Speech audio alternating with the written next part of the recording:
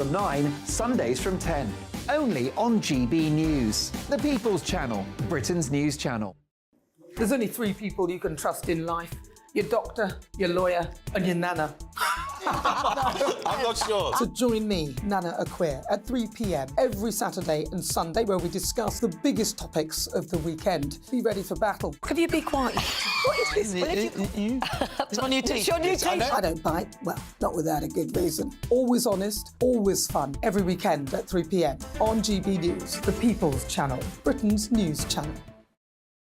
So Jubes and Kerr, we tackle the issues of the day with real, robust debate, both sides of the fence, battling it out with me in the middle with my forthright opinions and views. And often really interesting things happen because you start with a position and then by the end of the debate you find actually, well, I might not have thought about that one. What we need in this country is 2 new political parties. You should maybe think about doing a 2024 calendar.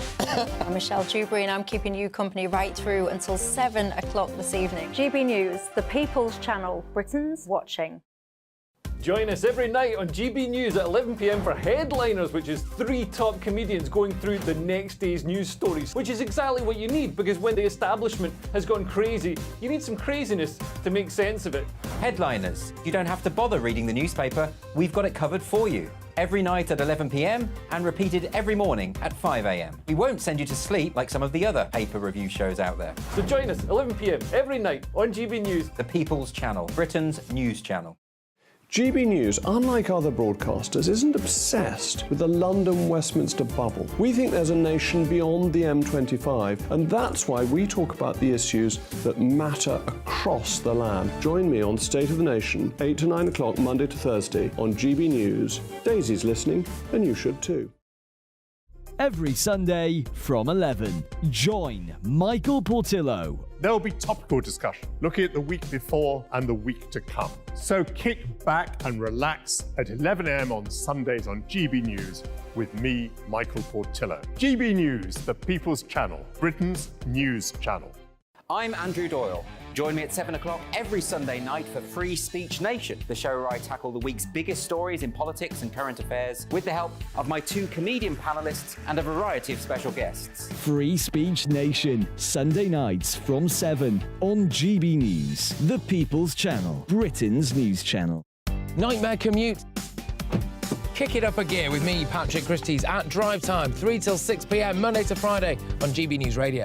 You can listen online and on DAB+, on the smart speaker app, and on the GB News app. And if you've got an Alexa, all you have to say is, Alexa, play GB News. We're also on TuneIn and the Radio Player apps. From the school run to rush hour, get revved up with me, Patrick Christie's, on GB News and GB News Radio.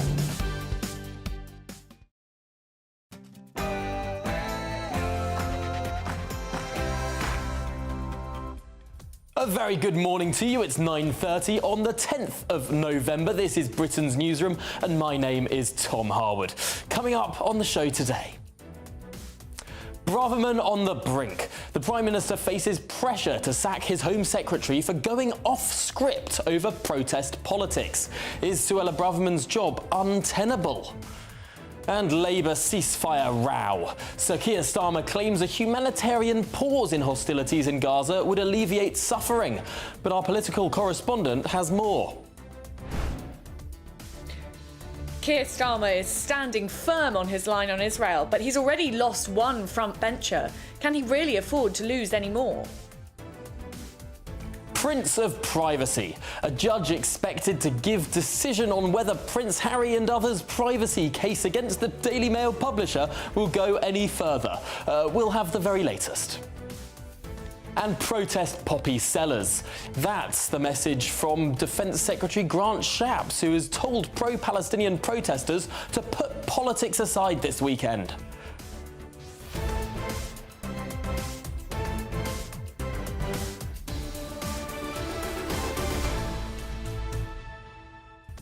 And of course, we want to know your thoughts on all of the issues that we're covering today, particularly on this issue of poppy sellers.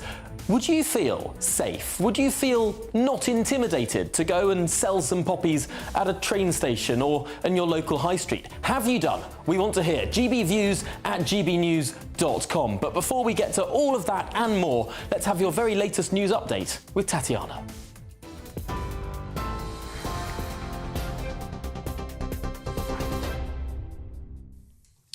Tom, thank you very much and good morning. This is the latest from the GB Newsroom. Breaking news in the last few minutes, trade unionists opposed to the Israel-Gaza war have blockaded a weapons factory in Chatham.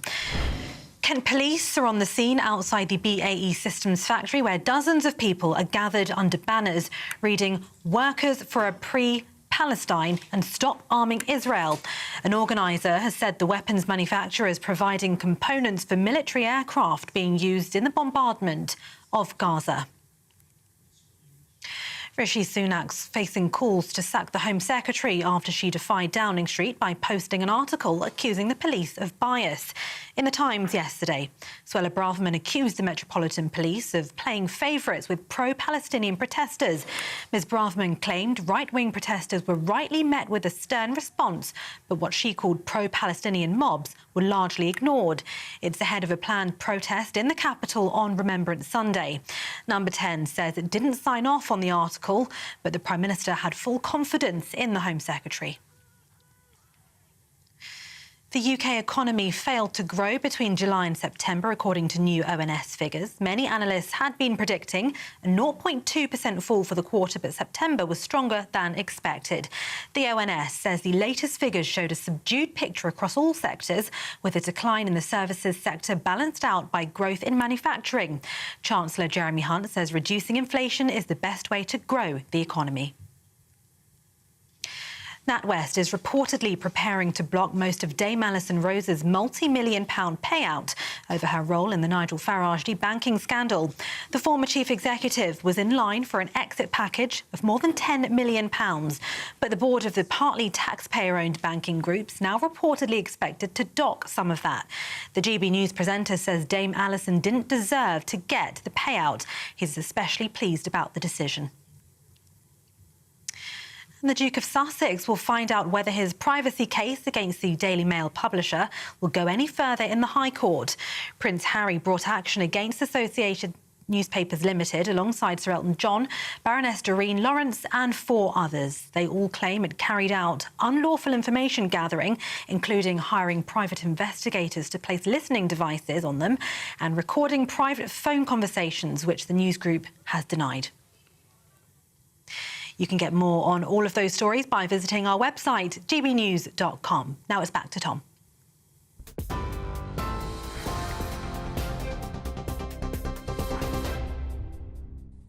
Thank you, Tatiana, and welcome to Britain's Newsroom with me, Tom Harwood.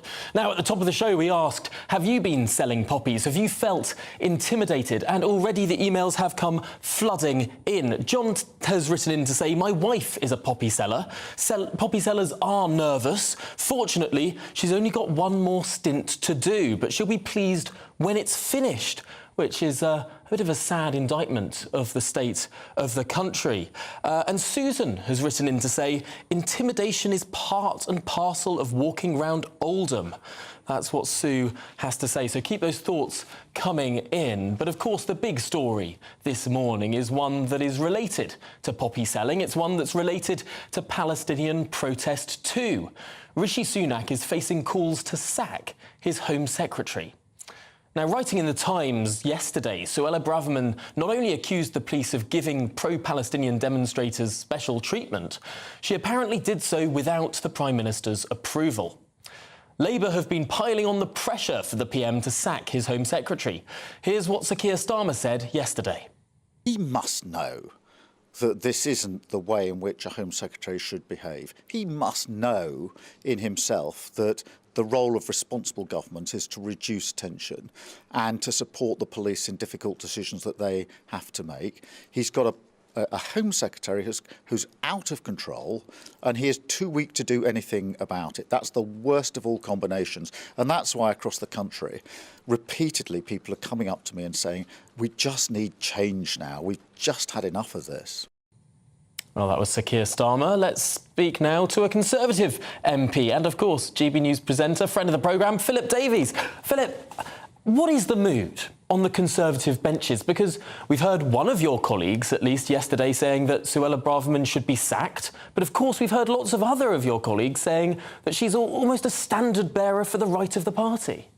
Yeah, look, I mean, there's two separate things here, I think, that are getting conflated. The first thing is about what Suella Braverman said about the police and the demonstrations and whether they were giving different treatment to different groups and whatever.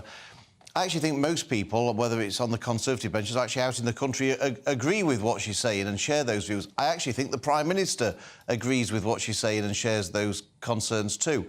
Suella Braverman's position isn't under threat because of what she's been saying, which is what Keir Starmer's view is, that she should be sacked for what she's said. That isn't the issue, certainly not on the Conservative benches, and I don't think with the Prime Minister either. The issue, it seems to me, is around whether or not she's doing things without getting approval beforehand from Number 10, in effect sort of flying solo. And in a role where you need collective responsibility and you need discipline in a team, you know, it's very difficult when somebody's going off just doing their own thing without seeking approval first. And, of course, if you don't do something about that, then there's nothing to stop everyone else from thinking, well, if that's the way it goes, we'll all have a go at this. And so I think whoever's advising Suella Braverman is doing a very bad job, and she should stop listening to whoever's advising her, because I think they are doing more harm to her than good. And I think she's put the Prime Minister in a very difficult position because, on the one hand, he doesn't want to get rid of her in the sense that he agrees with what she's saying, but on the other hand, he's got to enforce some kind of discipline within the Cabinet. Now, yesterday at the 11:30 a.m. daily lobby briefing, the Prime Minister's official spokesman sort of went out of his way to say that Suella Braverman hadn't got approval for what she wrote. Why did he have to say that? Why couldn't he just sort of almost say everything's plain sailing? It's almost like Number 10 has created this rift. Well, I don't know. I'm pretty sure that you lobby journalists will be criticising the Prime Minister's spokesman if he said something that wasn't true, and then no doubt they'd be piling in. So don't suggest that's happened in the past. It's one of those things that you probably can't do right for doing wrong. But look, I don't think if she didn't seek approval, I don't think you can blame the Prime Minister for that or the Prime Minister's spokesman. That's her responsibility that she should have done. And it puts the Prime Minister in a very difficult position, and I don't think she should be putting the Prime Minister in that kind of position. And it is a very difficult position because there's something that the Labour Party has dug up yesterday. Of course, the Ministerial Code, Article 8 of which says that for media interventions, of which you could argue writing for The Times is a media intervention, you have to get approval from the Prime Minister's press office. Now, if what Number 10 said yesterday is true, is that not a breach of the Ministerial Code? Well, I don't know the kind of... I'm not as somebody who's a minister, I'm not privy to the kind of regime that the Prime Minister and his team run in Number 10 and what they allow and what they don't allow and what they consider to be a major intervention and what they don't consider to be a major intervention. I don't know. I can't comment on that. But I think the sad thing is that whilst a lot of people will agree with what Suella Braverman said, and I think she raised some very legitimate concerns about how the police have made decisions in the past and how they're making decisions now, they're very genuine concerns, and I share them, and I agree wholeheartedly with what she's saying. I think the way she's gone about it is unfortunate to say the least, and I think the sad part is that it's overshadowing her making some very reasonable points that I suspect the Prime Minister also shares. Now, your colleague, Sir Bob Neill, has, of course, called for the Home Secretary to go. Is that a sentiment that's widely shared on the Conservative benches? No, I don't think it is widely shared in the sense that, you know, look, Bob Neill comes from a very different wing of the party to either me or... So is this factional infighting then? Is this just one side of the party, the left side of the party wants her out, the right side of the party wants her in? You always get a bit of that in politics, absolutely. I'm in a slightly difficult position because I agree with what she's saying, but I think she's gone about it all in completely the wrong way. And I think that's what makes the Prime Minister's decision very difficult, because whichever way he goes, he's going to get slated. If he sacks her, everyone would say, oh, you know, he's a lefty, he doesn't agree with all these things, when I don't think that's true at all. If he doesn't sack her, he's going to be accused of presiding over a free-for-all where ministers can do what they like. She's put him in a very difficult position, and I think that is unforgivable, really. That is a strong word to use, unforgivable, because I suppose there is the risk that Rishi Sunak is thinking, if Rishi Sunak was in a stronger position, he could get rid of her. He would have probably got rid of her last night if he was worried about discipline. But of course, if Suella Braverman returns to the backbenches, She is someone with a strong following, not perhaps in Parliament, but certainly in the country. She, of course, came second last in the last leadership contest. But out there in the country, she represents a very strong strand of thought that if the Prime Minister were to lose, well, there would be no way that he'd win the next election. Well, this is why she's put him in a very difficult position, and I genuinely don't think he would want to get rid of her in terms of what she believes in and what she's saying. And I mean, he appointed her knowing full well what she believes in. So I don't think that's what I don't think the Prime Minister would want to get rid of her because of what she believes in. And I think that's the tragedy of this. And I hope it doesn't come to that. I hope they can find a way forward and they can iron out the difficulties and agree a way forward where everybody's happy. That would be the ideal solution. But she has put him in a difficult position, and I think whoever's advising her, my advice to Suella will be stop listening to their advice. Interesting. Now, we have a little moment to talk about protecting poppy sellers. Your colleague Grant Shapps has been saying that they feel intimidated, that poppy sellers should be protected across the country. Is this what you've found talking to people in the last few weeks? Have poppy sellers felt this level of intimidation this year that perhaps hasn't been there in previous years? Without a doubt. The people I've spoken to in my constituency who go out selling poppies, they've certainly felt more nervous about being out there, and which is, it's tragic, isn't it? I mean, to be perfectly honest, it's absolutely tragic. And you know, we can't allow that to continue.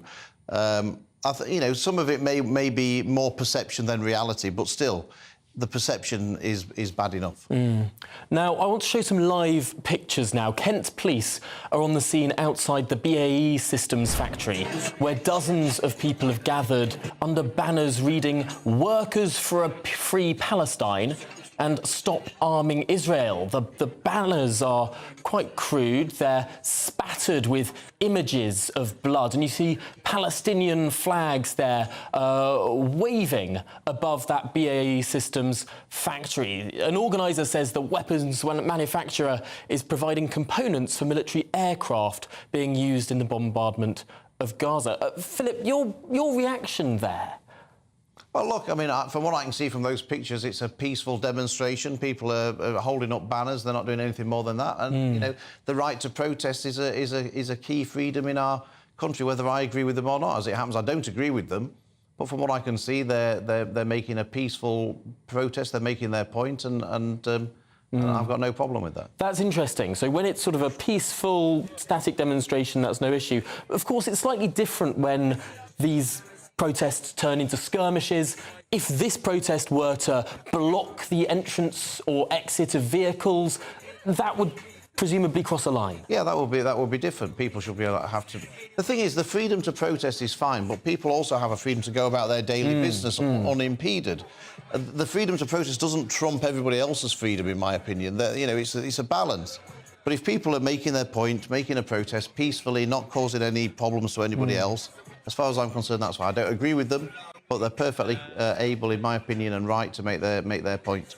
All right, well, Philip Davies, that was a very reasoned response, and let's hope that they don't start blocking vehicles, because it does look like they're just outside those gates. But let's hope it remains peaceful and that people can make their reasoned points in reasoned ways. Philip Davies there. Now, Sir Keir Starmer has said that a humanitarian pause in hostilities in Gaza should be delivered, but he stopped short of calling for a full ceasefire. The Labour leader said that the splits within his party over calls for a ceasefire stemmed from a common desire to end the loss of innocent life. Well, just how deep do these splits go? Joining us from Westminster is our political correspondent, Olivia Utley. And Olivia, at my last count, it was 17 shadow ministers who are defying the words of Sir Keir Starmer. Well, absolutely, and this is proving a big problem for Keir Starmer. At the beginning, we were hearing from Labour Party members, and there were councillors who were resigning. I think we got up to 60 Labour councillors of about 2,500 resigning. Now we've seen the resignation of a front bench shadow minister. He was the shadow minister for the New Deal for working people, so we don't urgently need a replacement for him. It's not going to be catastrophic for Keir Starmer, but it does show the extent of feeling within the party. There are now 7 17, as you say, shadow ministers calling for a ceasefire, which goes directly against what the Labour Party line is. The Labour Party line is exactly the same, actually, as the Conservative Party line, which is that we need a humanitarian pause to help the situation in Gaza, to help victims escape, but that a ceasefire isn't fair on Israel, that Israel has a right to defend itself. Keir Starmer has used some soothing words, you quoted some of them there in your introduction, but fundamentally he has stood by what he said right at the very beginning, that Israel has a fundamental right to defend itself, and he will not be calling for a ceasefire anytime soon. For now, it feels as though the tensions within the Labour Party have cooled a little bit. Yes, he's lost quite a junior shadow minister, but we aren't hearing the rumours that we were hearing last week that someone senior in Keir Starmer's top team was set to resign. So it could be that the worst of this storm, if you like, has now passed. But of course, the weekend is yet to come, and with tensions rising over that weekend, Keir Starmer could be in hot water again come next week. Certainly, it's fascinating to see that perhaps the moderation project that Sir Keir Starmer has been trying to deliver for his party, that certainly changed the way the leadership speak. But looking at just how many backbench MPs, indeed shadow ministers as well, have been defying him on this line, I suppose one could argue that many of Sir Keir Starmer's Labour MPs are taking Jeremy Corbyn's line on the issue of the ceasefire rather than Sir Keir Starmer's.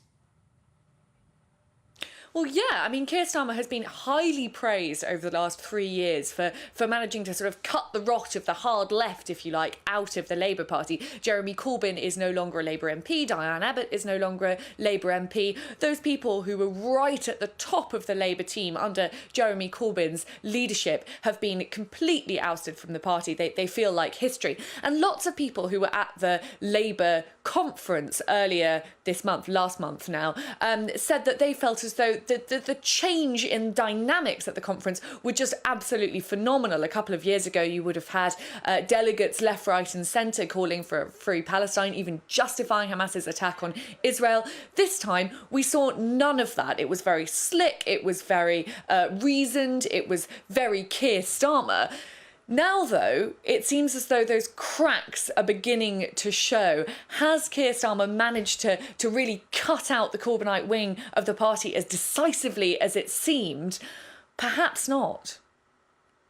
Fascinating point, because of course we've seen this in the past when the Labour Party sort of at the top appears to change its spin, change how it speaks. It sometimes then snaps back to sort of what the core of the party has been in the past. It, of course, went more centrist under Harold Wilson, snapped back to the left under Michael Foot. It went more centrist, of course, under Tony Blair, snapped back to the left under Jeremy Corbyn. I wonder, is it possible to change the Labour Party? Or will they only ever be changing how it sounds, how it looks at the top, when beneath, bubbling beneath, will be this core of a party that perhaps finds it much harder to change?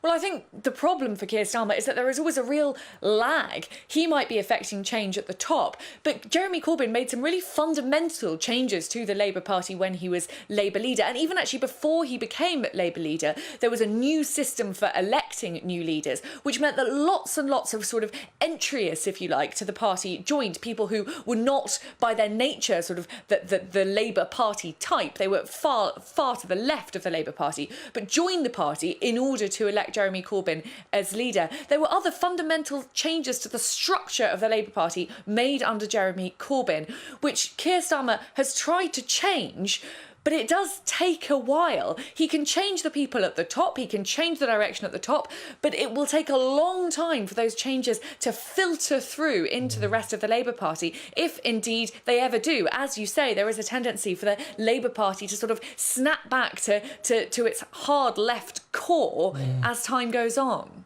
No, absolutely fascinating. Olivia Utley, thank you very much for joining us there from our Westminster studio. Philip Davies is still in the studio with us. And Phil, I suppose it's very easy to forget how recently the 2019 election in grand terms was. So much has happened since. Brexit, COVID, war in Europe, all the rest of it. But fundamentally, you were elected in 2019.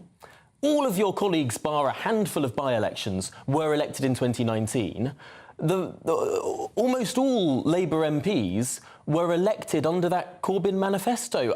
Yes, the team at the top has changed, but it's all the same faces beneath. Yeah, no, I mean, I think Keir Starmer's done a good job, actually, for the people he's got available in the parliamentary party. The shadow cabinet he's picked from it, he's very carefully picked, and I think he's probably picked well. You don't have to go very much below the shadow cabinet levels to find that the Labour Party is very, very different, not just in the country, but in the parliamentary party. Many of those people were elected for the first time under Jeremy Corbyn. They came into the party with Jeremy Corbyn, really. And so, you know, I think that he's done a good job at trying to mask that and hide that and cover that up. But lots of these people, when the election, if Labour do win the election, he'll have 100 ministerial posts to fill. He won't just have a top 20 in the shadow cabinet. And you're going to have a lot of people who are very sympathetic to Jeremy Corbyn in ministerial positions in any Labour government. I suppose Sir Keir Starmer would say to that he's going to win maybe 100, maybe 200 more MPs who might be of a more centrist, Starmerist bent than the 200 that they have today, who might be more in that Jeremy Corbyn mould, or at least a significant proportion of them. What do you say to that argument, whereby the Labour leadership might be saying, well, the next election might be a chance to change the parliamentary makeup in that way? That may or may not be true. I don't really have the analysis of all the Labour candidates. I suspect there aren't many who weren't campaigning for Labour in the 2019 election or the 2017 election who were standing for Parliament in the next general election.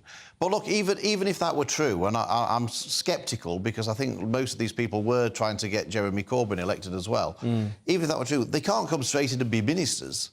The pool of people he's got to become government ministers, if Keir Starmer were to win the election, will be the people who are there now. And like I say, there's a very small number at the top who might be fairly moderate, but there's a big underbelly of people who are far less moderate. That is a really, really interesting point, and I think it's one that's under-discussed, really. The media loves to latch on to what the people at the very top say and not look that level below or two rungs below about what might be coming in the future. Philip Davies, thank you so much for talking through that issue with us today. Now, up next, we're expecting the result of whether or not Prince Harry's privacy claim against the Daily Mail, the publisher of the Daily Mail, can go ahead. That's coming up in the next few minutes, so don't go anywhere. We'll find that result. Has Prince Harry won or lost? This is Britain's Newsroom.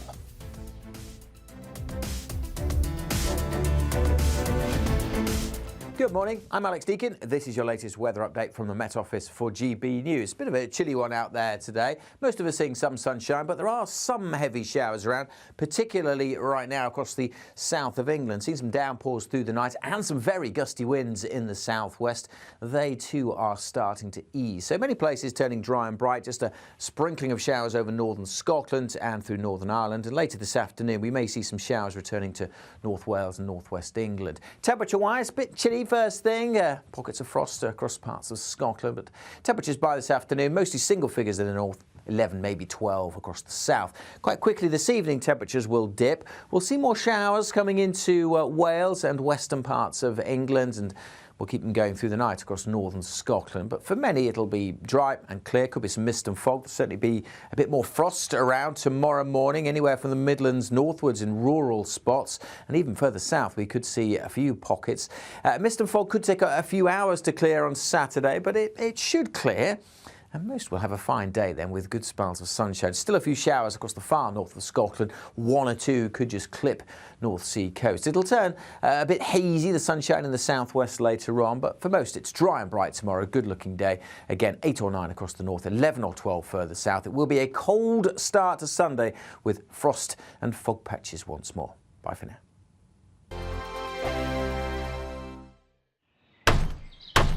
Who is it? We're here for the show. More energy this time! Welcome to the Dinosaur Hour. I was married to a therapist. And you survived? I thought we were getting Hugh Laurie. Second best. You interviewed Saddam Hussein. What's that like? I was terrified. I'm playing strip poker with these three. Ah! No, thank you. My CDs need to be put in alphabetical order. Are you going to be problematic again? The Dinosaur Hour. Sundays at 9 on GB News. What you get for breakfast is something that, if we do our jobs right, you will wake up to news that you didn't know the night before. It's a conversation. It's not just me and Eamon. We want to get to know you, and we want you to get to know us.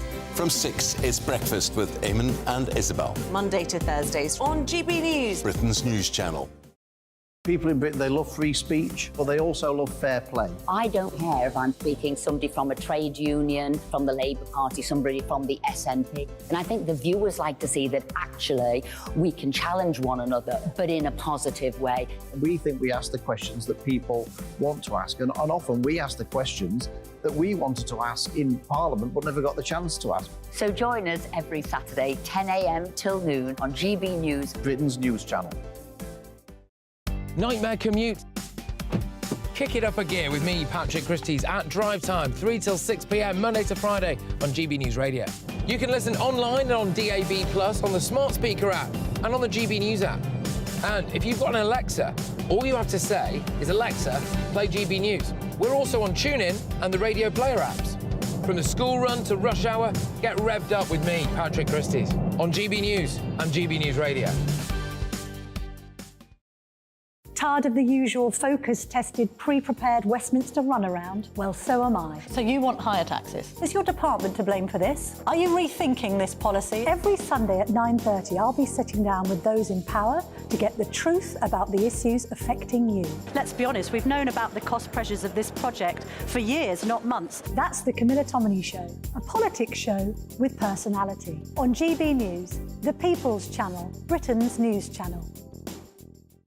Now then, Lee Anderson here. Join me on GB News on my show, The Real World, every Friday at 7 p.m. I'm not eating bloody cat. Are you Delicious. mental? Open your mouth. OK, here comes a train. Reminds me of the scene in Singing in the Rain. Adam, is that a good one? Whoa! Join me at 7 on GB News, Britain's news channel. When the news happens, it happens here. And really important breaking news. Breaking news this morning. On TV, radio and online, the news starts here on Britain's Newsroom. All the biggest stories and the answers that you need from across the UK and beyond. Join Britain's Newsroom from 9:30 on GB News. The People's Channel, Britain's news channel. GB News, unlike other broadcasters, isn't obsessed with the London-Westminster bubble. We think there's a nation beyond the M25, and that's why we talk about the issues that matter across the land. Join me on State of the Nation, 8 to 9 o'clock, Monday to Thursday, on GB News. Daisy's listening, and you should too.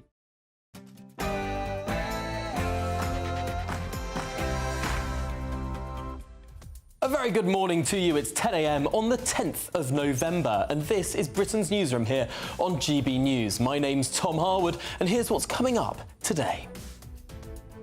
Braverman on the brink. The Prime Minister faces pressure to sack his Home Secretary for going off script over protest politics. But is the Home Secretary's job now untenable? Prince of privacy? The decision of whether Prince Harry's privacy claim against the publisher of the Daily Mail can go ahead will be made in the next few seconds. Our royal correspondent Cameron Walker will be with us imminently with an update from the Royal Courts of Justice. Rose's reduced payout. NatWest had said it will not pay 7.6 million quid in potential payments to the former chief executive Dame Alison Rose. That's after she left the company in July amid the fallout over the debanking row with Nigel Farage.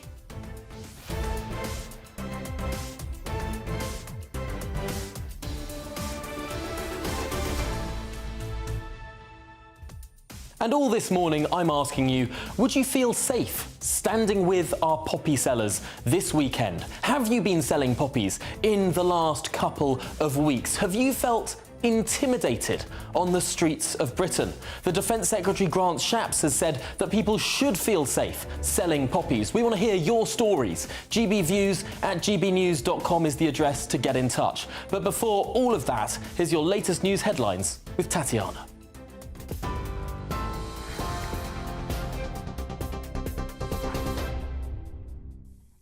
Tom, thank you very much and good morning. This is the latest from the GB Newsroom. Breaking news, NatWest says it will not pay £7.6 million in potential payments to former Chief Executive Dame Alison Rose over her role in the Nigel Farage debanking scandal.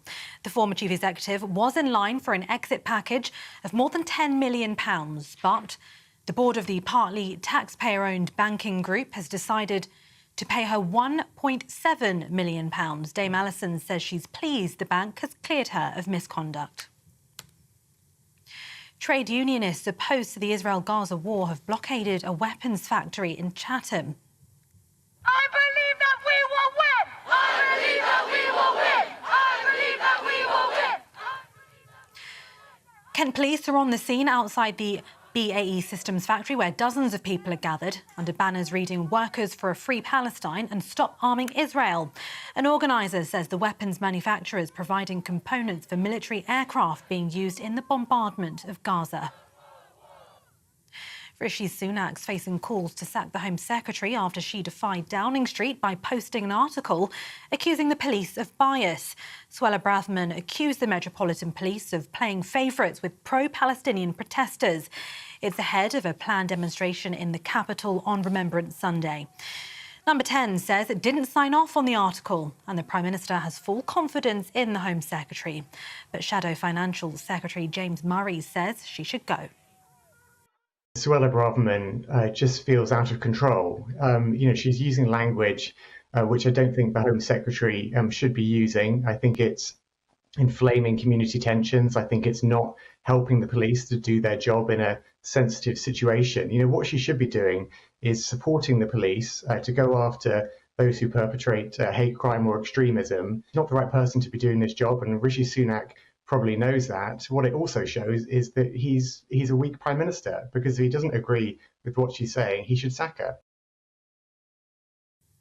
It comes as one of the UK's most senior officers says police chiefs must be able to operate without political interference. National Police Chiefs Council Chair Gavin Stephens says policing could be undermined if public debate is allowed to influence decision-making. It's after the head of the Metropolitan Police refused to ban tomorrow's pro-Palestine protests in central London, despite public pressure from the Prime Minister and the Home Secretary. President Joe Biden says military operations pauses in Gaza aim to get up to 150 aid trucks daily to increase the flow of food, water and medicine into the region. The White House has said Israel agreed to pause military operations in parts of the North Gaza for 4 hours a day. Over 12,300 people have been killed on both sides as Israeli troops continue their offensive in Gaza. The UK economy failed to grow between July and September. The Office for National Statistics says gross domestic product, which measures the value of goods and services produced, stagnated. Many analysts had been predicting a 0.2% fall for the quarter, but September was stronger than expected.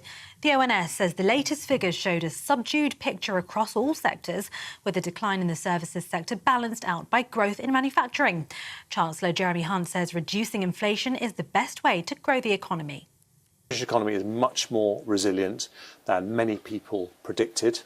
Of course, there's an impact as we bring down inflation. As we start to win that battle against inflation, we will be taking measures to unlock the long-term potential of the economy, with measures to help people get back to work, to reform the planning system, to support our manufacturers. And when we do that in the next couple of weeks, you will see an autumn statement for growth. Hundreds of Scottish water workers are to walk out today in what marks the first day of a 4-day strike following a pay and grading dispute. Around 500 workers from the Unite, Unison and GMB trade unions are set to start strike action as part of the row. The unions have planned 48 additional strike days over the next 3 months.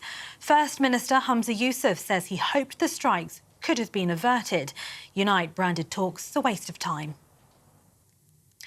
Thousands of households will receive a £300 autumn cost of living payment from today. Around 840,000 households who receive tax credits and no other qualifying benefits will receive their autumn cost of living payment to help with everyday bills. The HMRC is making the payments between now until the 19th of this month. The RAC says the number of breakdowns due to potholes has reached a record high due to substandard roads. The car services company received nearly 6,000 call-outs caused by poor road surfaces between July and September. That's the most for that period since records began in 2006. It's estimated it would cost £14 billion to bring local roads in England and Wales up to scratch. This is GB News across the UK on TV, in your car on digital radio and on your smart speaker by saying play GB News. Now back to Tom.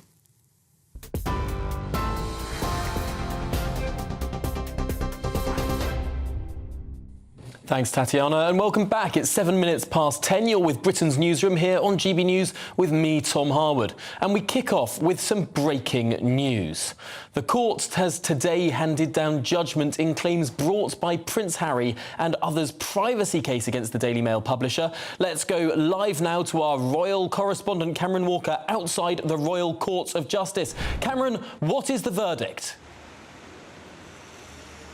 Well, this is a very positive step for Prince Harry, Elton John, Baroness Lawrence and the other claimants in this case against the publisher of the Daily Mail. The judge has ruled that their case can continue against the publisher. So that means a full-on trial will be held here at the High Court in London, trying to decide whether or not, on the balance of probabilities, the claimants were victims of unlawful information gathering via the Daily Mail publisher. Now, Associated Newspapers, who owns the Mail on Sunday, have firmly denied the allegations made against them. So let's rewind here. Back in March, there was preliminary hearings here in the High Court where Prince Harry unexpectedly turned up to listen to those hearings and bumped into a photographer on the way into the building behind me. The allegations are that Prince Harry and 6 other claimants are victims of unlawful information gathering through the use of private investigators to place listening devices inside cars, so-called blagging for private information and records, and recording private phone conversations. As I said, Associated Newspapers firmly deny the allegations, and during those preliminary hearings in March, asked the judge to rule in their favour without a trial, because Associated Newspapers believe that the claims have been brought far too late. But the judge has ruled that he dismisses that application by Associated Newspapers Limited, and therefore their case can go to a full-on trial because Associated Newspapers did not deliver in those preliminary hearings, and I quote, a knockout blow to dismiss any of the claimants' allegations. So now, we do not know exactly when the trial is going to go ahead, but it looks like a full-on trial, like we've seen with the other litigation cases involving Prince Harry. Bearing in mind he has 6 civil cases going through the British courts here in London. It's going to be a long legal battle to come for Prince Harry and the other claimants. 6 cases. He's going to need to set up a tent outside the High Court. This is quite extraordinary. But of course, I remember back in March hearing some of this evidence that was presented before the jury. This has been stretching on for such a long time. No doubt this will go on into next year as well. I suppose I can see why Associated Newspapers was trying to kibosh this, close it down. Do we have any indication when this might come to a conclusion?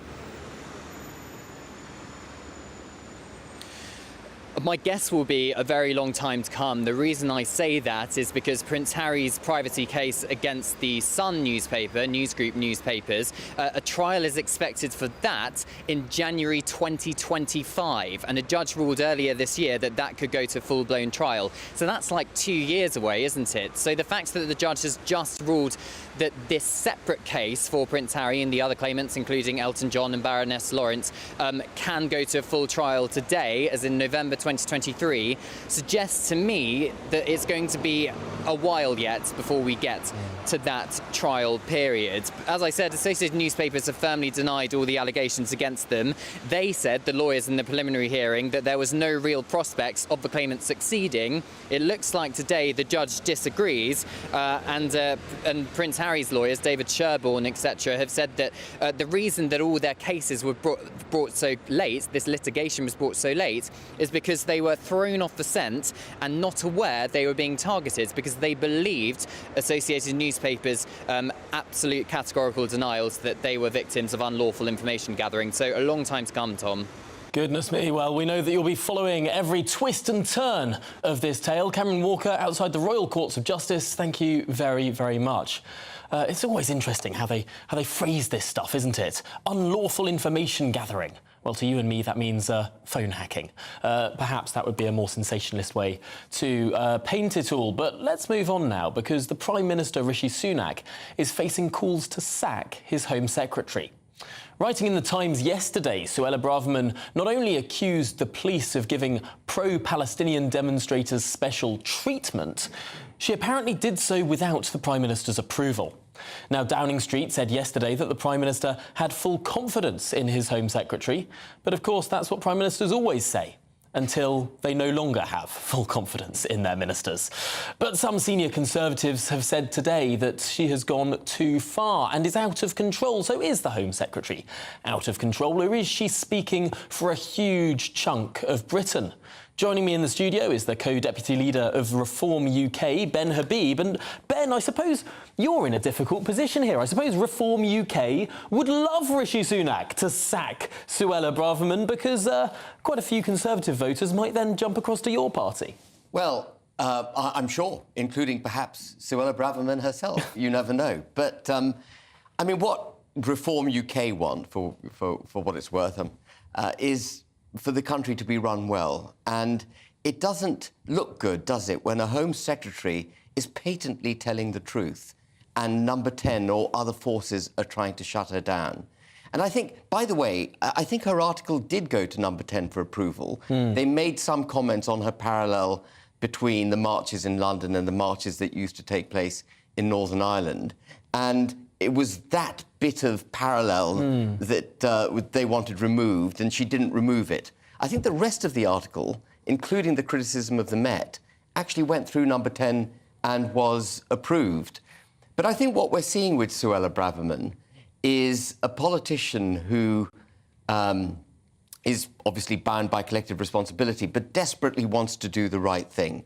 She's been making this case, a number of cases, for example, stopping illegal migration, cutting back legal migration, quite forcefully for a long time. And she was at that new Conservative conference forum, whatever it was, in March this year, making a speech that you wouldn't expect a Home Secretary to be making. And I think she's at the end of her tether. She wants the government to act. But did she have to push back Number 10? Did she have to go against the orders of Number 10 to take out that inflammatory line about Northern Ireland in her speech, if indeed that is what they suggested that she should do? Yeah. If she... Why would she need to ignore that? Or is there something deeper going on here? Does she want a row between herself and the Prime Minister? Does that serve her own political interests? Well, I have to say, if I were in the cabinet, in Rishi Sunak's cabinet, I would have resigned by now, because I don't think he's running the country competently. And one of my criticisms of Suella Braverman is that she has allowed herself to become part of a cabinet which, frankly, is functionless as far as the country is concerned. You know, there he is advocating that people do algebra till the age of 18 and that we have rolling progressive ban on smoking as 14-year-olds get older. That's not where the crux of the problems of this country lie.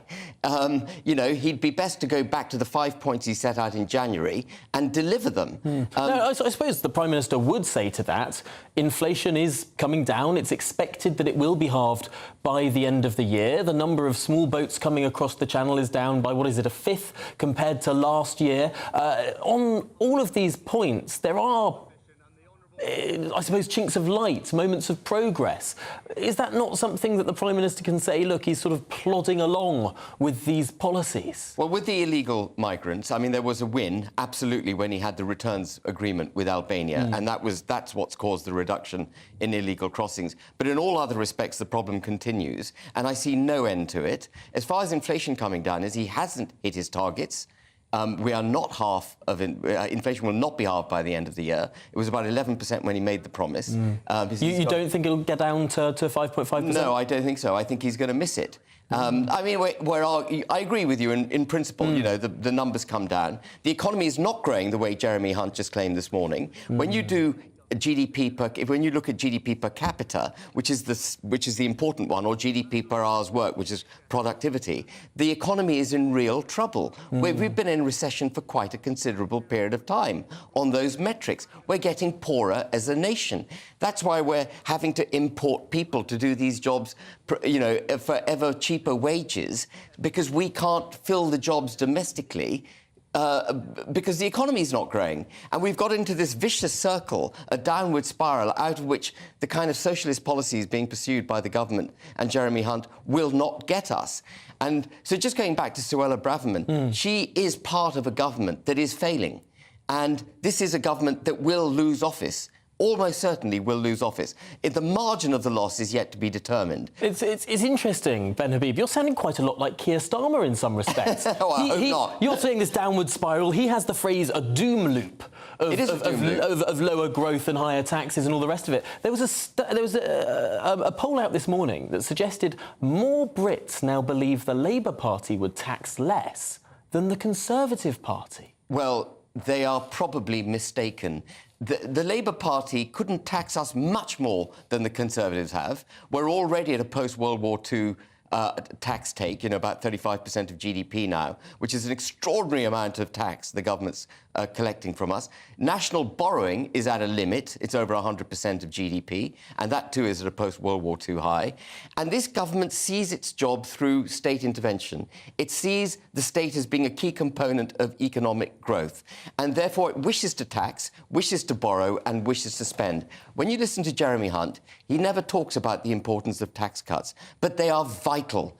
Tax cuts are critical to our economy right now. And the reason I say that is unless we cut taxes on the working and middle classes, unless we cut taxes on businesses, we are going to remain in this doom loop. And we've got a broken labour market. We've got 6.2 million people claiming universal credit to a greater or less extent.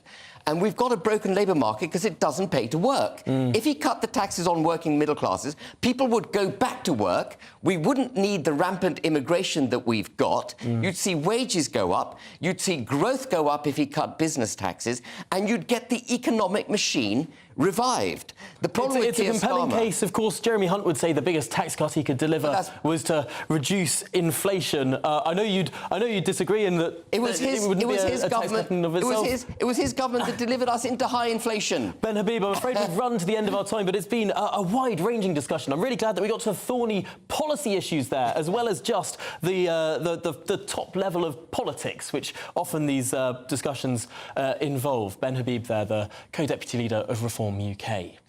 Now, the bank NatWest has said it will not pay £7.6 million in potential payments to former chief executive Dame Alison Rose. That's after she left the company in July amid the fallout over the debanking row with Nigel Farage.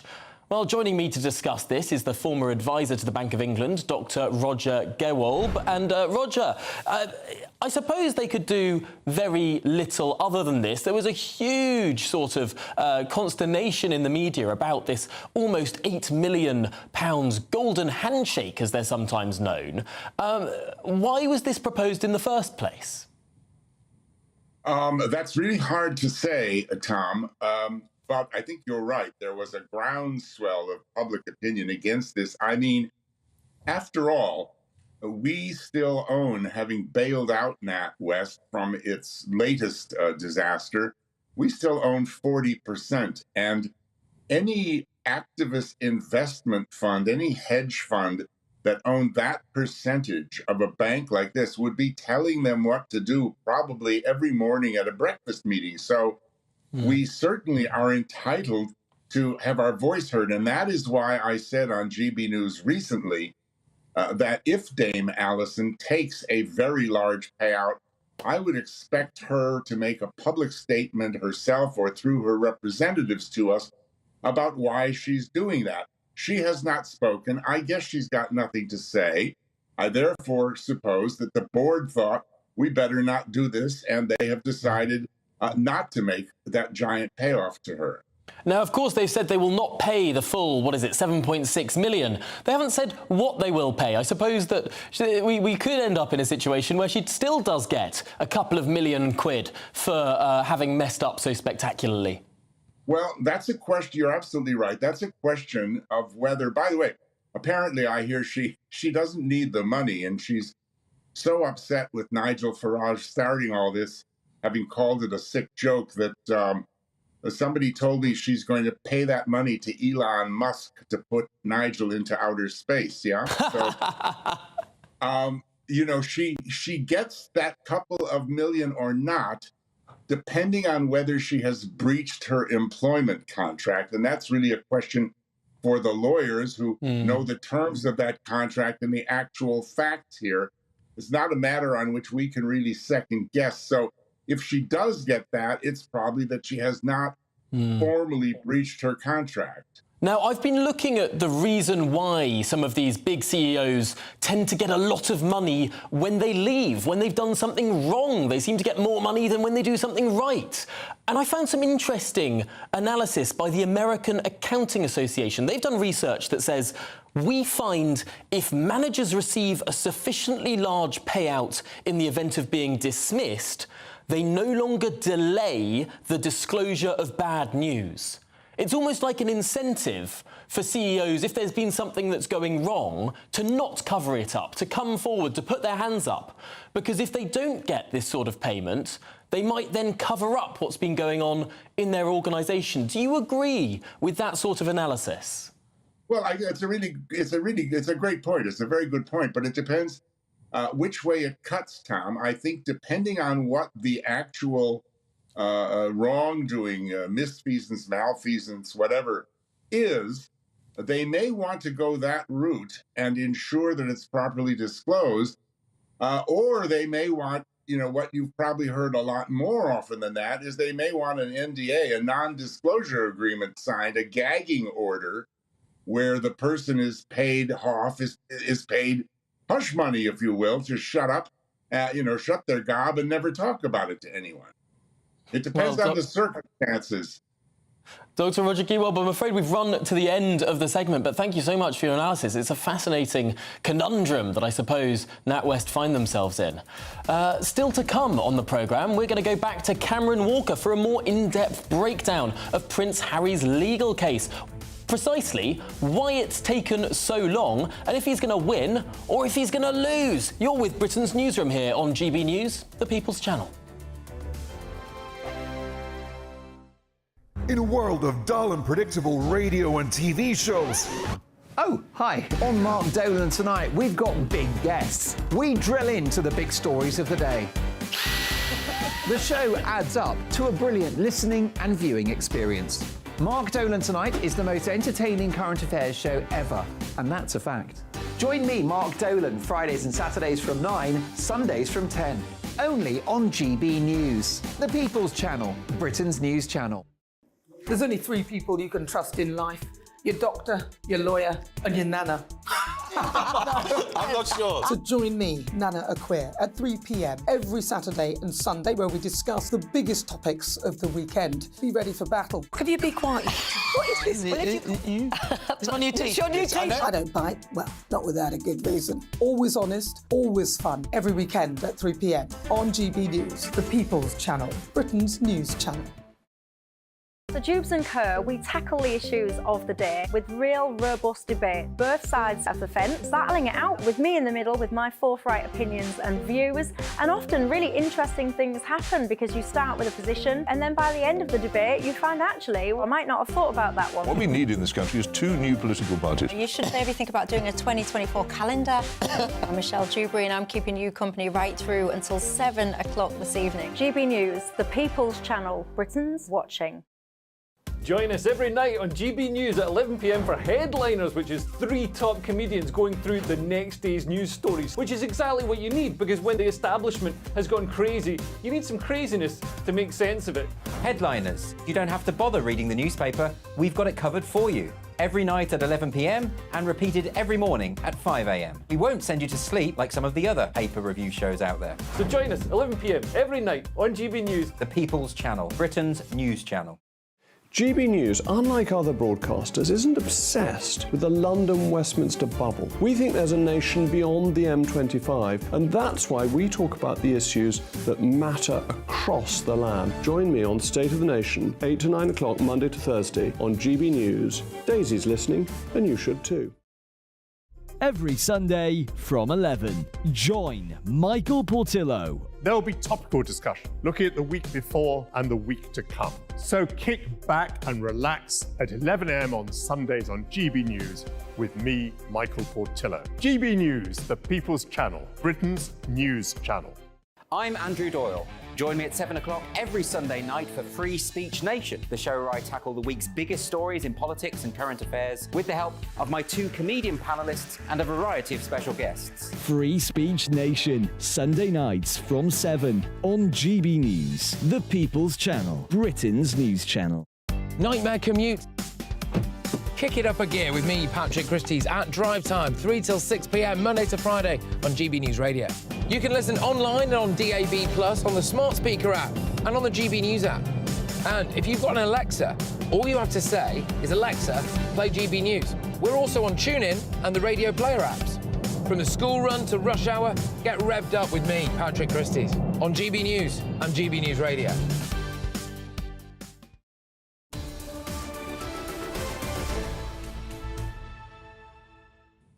Good morning, it's 10:27. You're with Britain's Newsroom here on GB News with me, Tom Harwood. And let's cross now back to this breaking news about Prince Harry. Our royal commentator, Cameron Walker, our royal correspondent rather, is outside the Royal Court of Justice. And Cameron, we were speaking a moment ago when this news broke. And you were saying just how many cases Prince Harry is winding up with in the courts. How many court cases is Prince Harry involved with now? 6 civil cases, Tom. So he has 4 cases against British newspapers. The one we're discussing today, which is now going to go to a full-blown trial, against Associated Newspapers, which is the publisher of the Daily Mail, over alleged unlawful information gathering. He has another one against the same newspaper group over libel, a libel issue. He has a case against the Mirror Group newspapers for unlawful information gathering, case against the Sun publisher, which is News Group newspapers, for, again, unlawful information gathering. And then the final 2 cases he's having brought through the courts are 2 against the Home Office, the British government. The first of which is for not providing him with the same degree of police protection when he stepped back as a working member of the royal family. And the second is for not allowing him to pay for it, the police protection himself. So it must cost a lot of money to pursue with all these cases in the court, Tom. But it just shows that by Prince Harry taking the decision to step back as a working member of the royal family, it's given him the freedom which he didn't have as a working member of the royal family. Because remember, the royal family's motto is never complain, never explain, keep everything private. And Prince Harry has spoken about in the past being incredibly frustrated that he's had to keep silent, he couldn't correct the record, and now of course he can. So I think that's why we're seeing this absolute avalanche of court cases, and he is determined to really drag these newspaper groups and indeed the Home Office, it looks like, through the courts and try and succeed. Cameron, I was diligently jotting down my notes as you were reading there. The court case against the Home Office for not police protection, for not allowing him to pay himself, for not taxpayers paying police protection as well, Sun, Mirror, Associated Newspapers, libel, gathering of information. This man is addicted to litigation. Well, I suppose you could put it that way, Tom. I think Prince Harry would certainly say that he sees it as his life's work to change the way that the British media operates. He clearly is very affected by what happened to his mother, Diana, Princess of Wales, when she tragically died in Paris in 1997, being chased by photographers, and the newspaper intrusion which he believes she received. And of course, we know through the Leveson inquiry, etc., that Prince Harry and others were victims of phone hacking. However, we do need to also remember that all newspaper groups that Prince Harry is taking to court have denied the allegations against them, and that is why we've got to the point now where we're in this trial period. So a couple of months ago, Prince Harry was in a court just around the corner from where I am, giving 2 days of evidence against his case against Mirror Group newspapers for unlawful information gathering. Mr. Justice Fancourt, the High Court judge in that case, we're still waiting for his decision on that, whether Prince Harry was, on the balance of probabilities, a victim of unlawful information gathering. The case here today is against the publisher of the Daily Mail, Associated Newspapers, and that will go to a very similar trial as to whether or not, on balance probabilities, Prince Harry was a victim or not. But it's not just Prince Harry, is it? There are several high-profile celebrities and figures involved in each of these litigation cases. So, for example, the one today against Daily Mail, we've got Elton John, Baroness Lawrence, we've got Sadie Frost as well, David Furnish. There's 7 who are jointly suing the publisher of the Daily Mail for what they see as them being victims of unlawful information gathering. Daily Mail publisher denies all the allegations. Well, Cameron Walker, thank you so much. A walking, talking encyclopedia of all things royal. I'd had no idea there were quite so many legal cases there. Cameron Walker giving us the very latest on this Prince Harry versus Associated Newspapers judgment. Well, still to come. Give her the sack, Sunak. The Prime Minister is under growing pressure to fire Suella Braverman after she ignored Downing Street advice and published an explosive article accusing the Met of political bias. Drunk dialing. Smartphone app can tell you if you're too drunk with 98% accuracy. That's by listening to your voice as you recite tongue twisters. So that and much more to come after your morning news with Tatiana.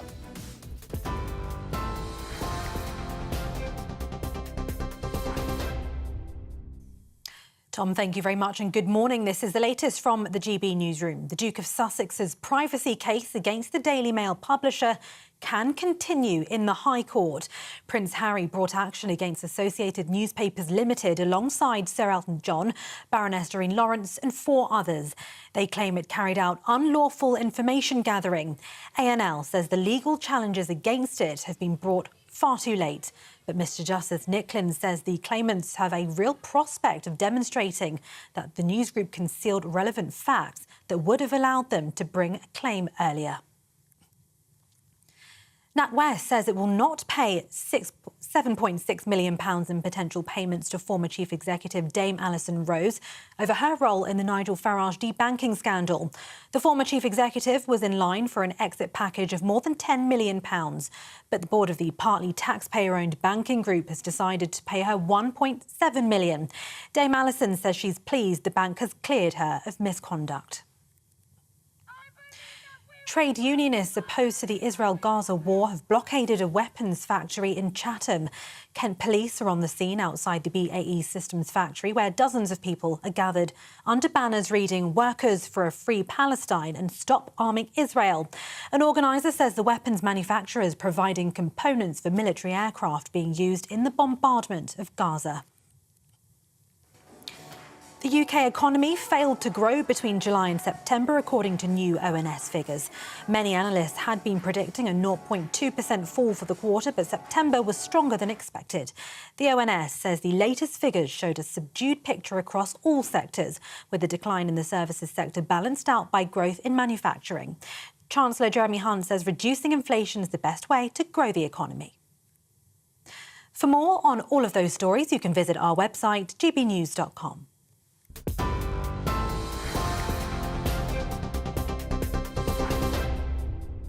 For stunning gold and silver coins you'll always value, Rosland Gold proudly sponsors the GB News Financial Report.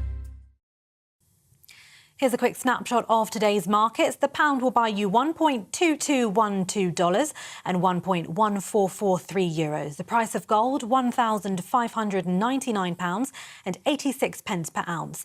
And the FTSE 100's at 7,380 points.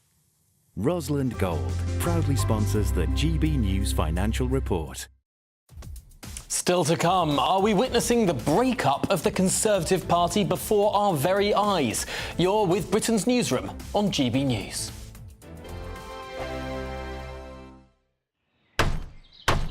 Who is it? We're here for the show.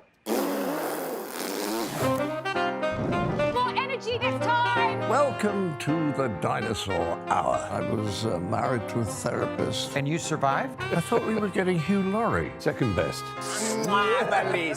You interviewed Saddam Hussein. What's that like? I was terrified. I'm playing strip poker with these three. Oh! No, thank you. My CDs need to be put in alphabetical order. Are you going to be problematic again? The Dinosaur Hour. Sundays at 9 on GB News. What you get for breakfast is something that, if we do our jobs right, you will wake up to news that you didn't know the night before. It's a conversation. It's not just me and Eamon. We want to get to know you, and we want you to get to know us.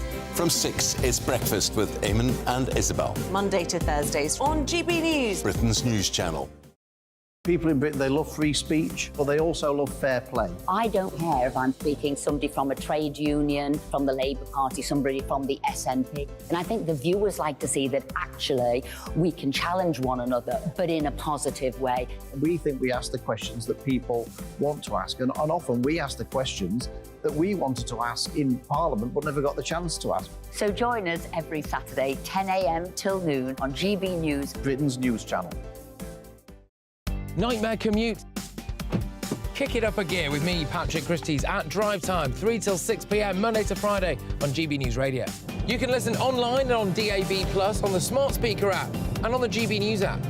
And if you've got an Alexa, all you have to say is, Alexa, play GB News. We're also on TuneIn and the Radio Player apps.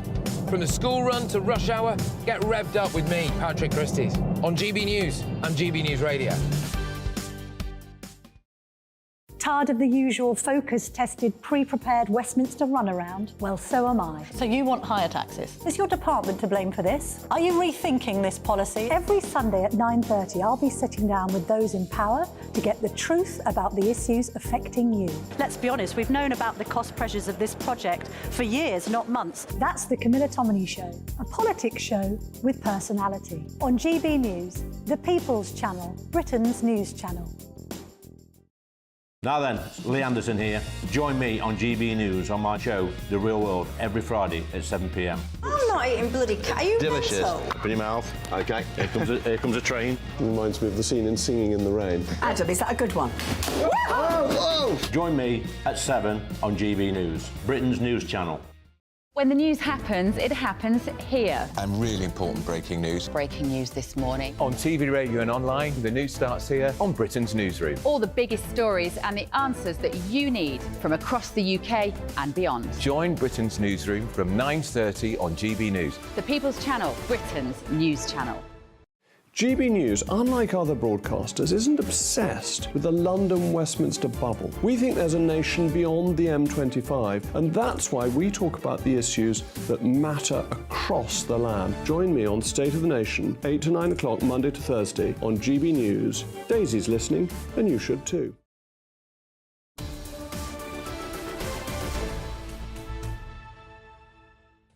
Welcome back to Britain's Newsroom. My name is Tom Harwood and it's 10:39.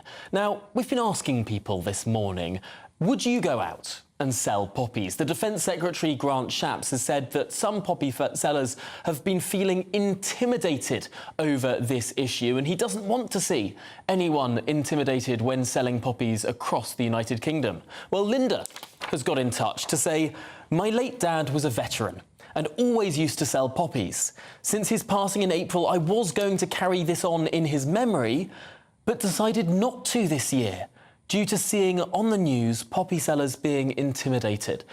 That's really, really sad, Linda. I hope next year you will be able to go out on the streets and sell those poppies. Luke has got in touch to say the poppy also represents all the Muslims who fought and died for the Allies in the 2 world wars. And that's a very good point. We often forget those who fought for the British Empire, for the Allies, not all of whom originated in the United Kingdom, of course. And Susan says, can anyone tell me why poppy sellers are being intimidated and feel nervous?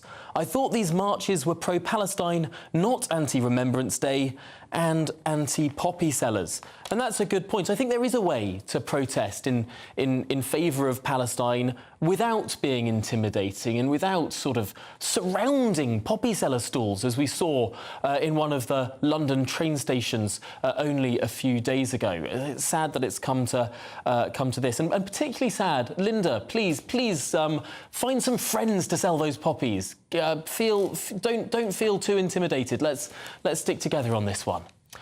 But let's move on to our news review. Suella Braverman is on the brink, and I'm joined by author and broadcaster Emma Wolfe and political commentator Matthew Stadlen. And Matthew, let's start with you on this. There's been a lot of discussion about what a tricky position Rishi Sunak is.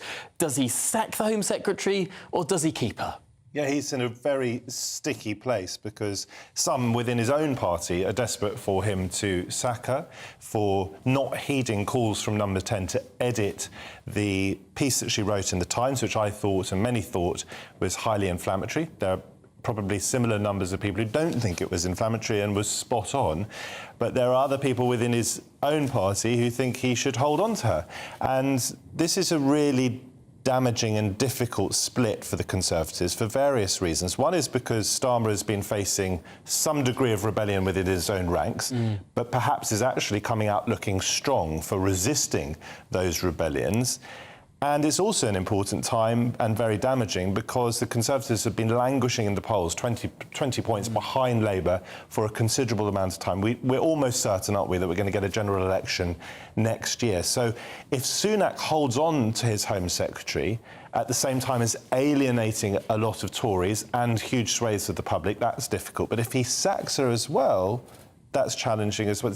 Either way he jumps, he's not in a happy place. Now, Emma Wolfe, are we holding the Prime Minister and the Home Secretary to a different standard to that which we're holding Sir Keir Starmer to? And I say this because the Labour Party says that the Home Secretary should be sacked because she disagrees with the Prime Minister. She went against the word of the Prime Minister in publishing this article.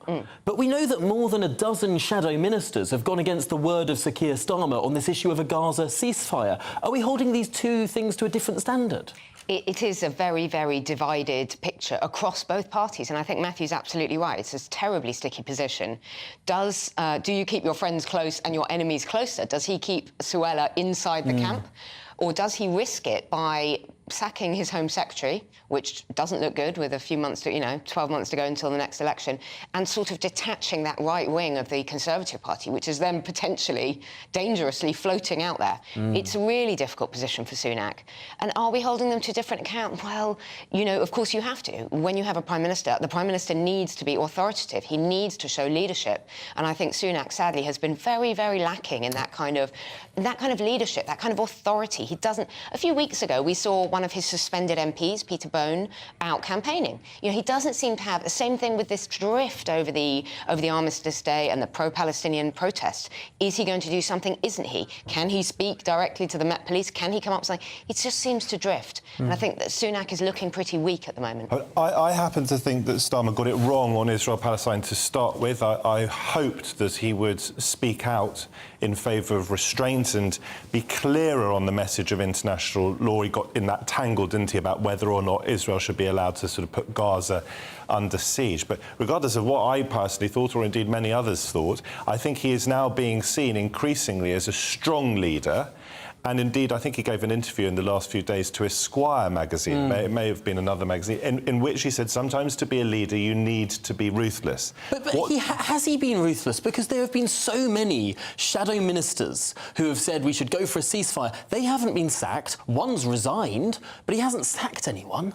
I think the perception, at least, is that he's been very strong in ridding the party of the legacy of Corbynism, that toxicity that meant that... at a cost, doesn't he? He's got that problem of so many millions of Muslim votes. That hasn't really... It feels a bit unfinished because we know the war's going to, unfortunately go on and on. It feels as though... What is Starmer's plan about that Muslim contingent, about his Muslim MPs? I think you've got to be incredibly careful not to just block either Jews or Muslims together and say that they all vote vote in one direction or another. We've got some very prominent Muslim Conservative MPs.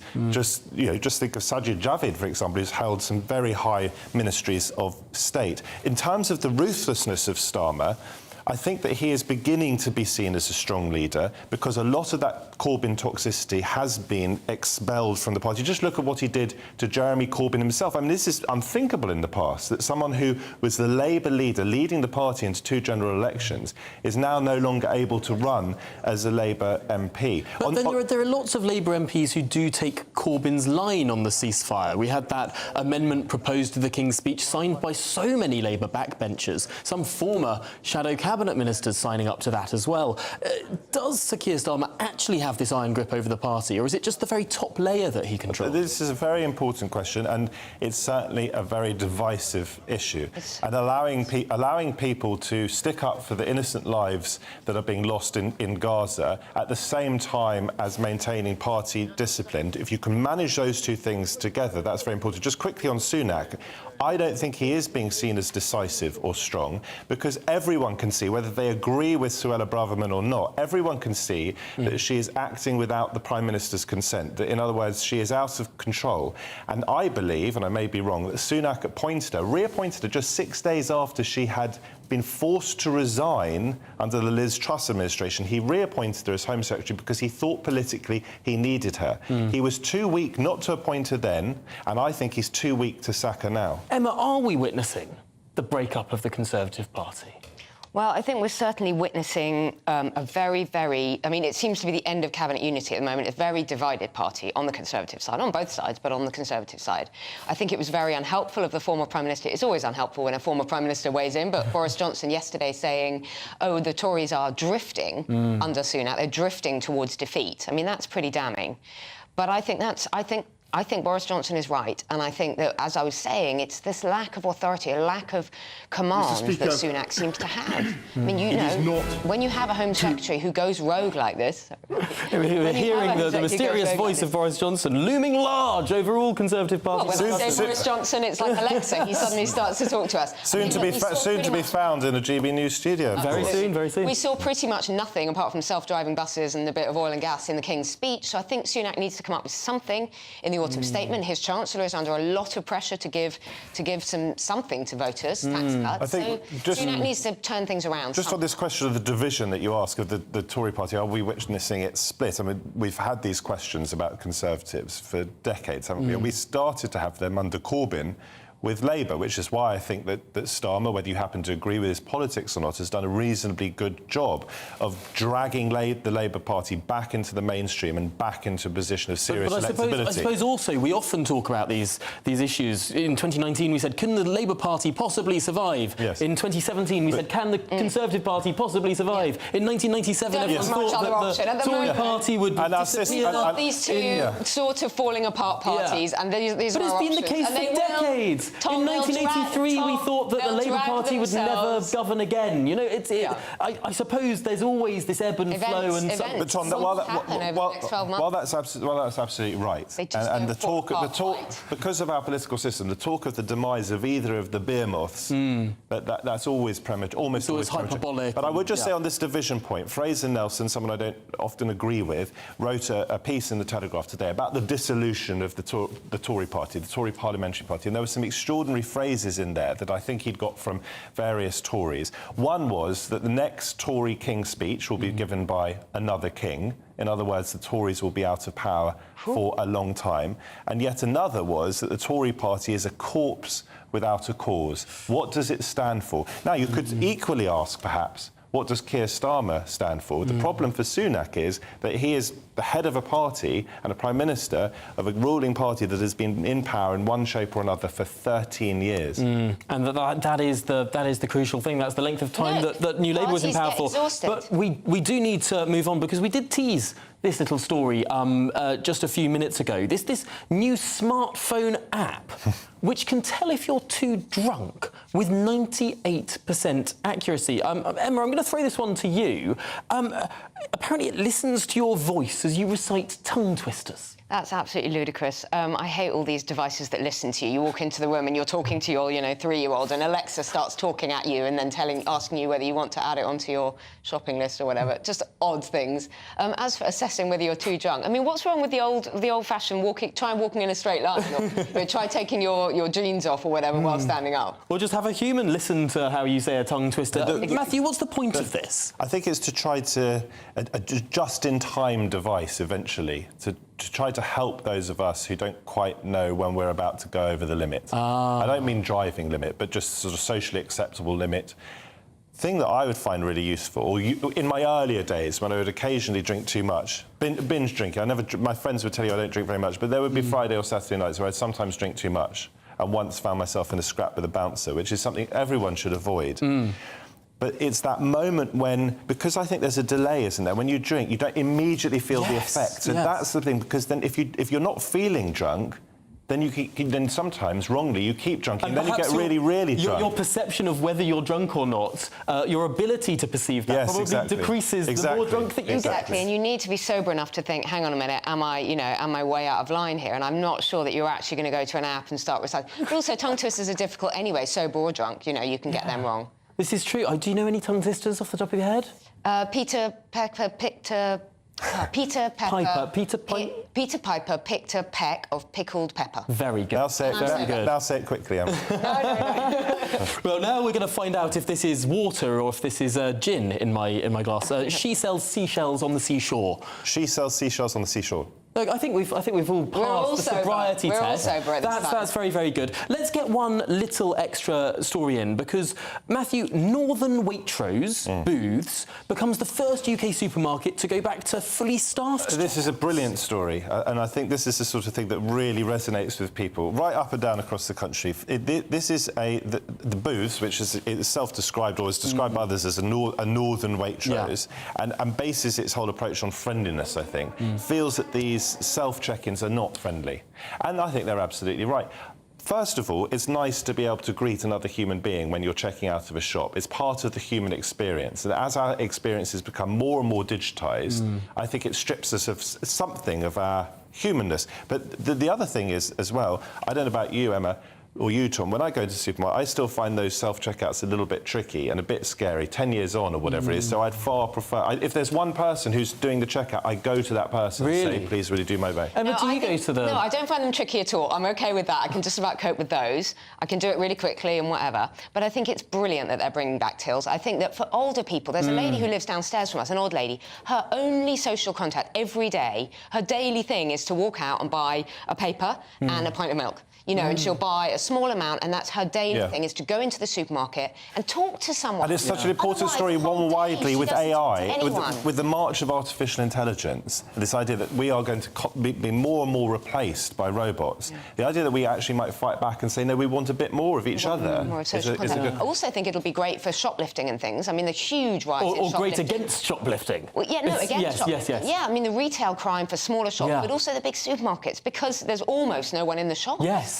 Well, we have people at tills. We have run to the end of the hour, but Emma and Matthew, thank you so much for a wide-ranging discussion there, everything from the future of political parties to self-checkouts. Now, coming up, does the Prime Minister need to be a braver man, see what we did there, and fire his Home Secretary? Or would that be a very silly thing to do? Well, we're GB News, and we're going to discuss that more after this.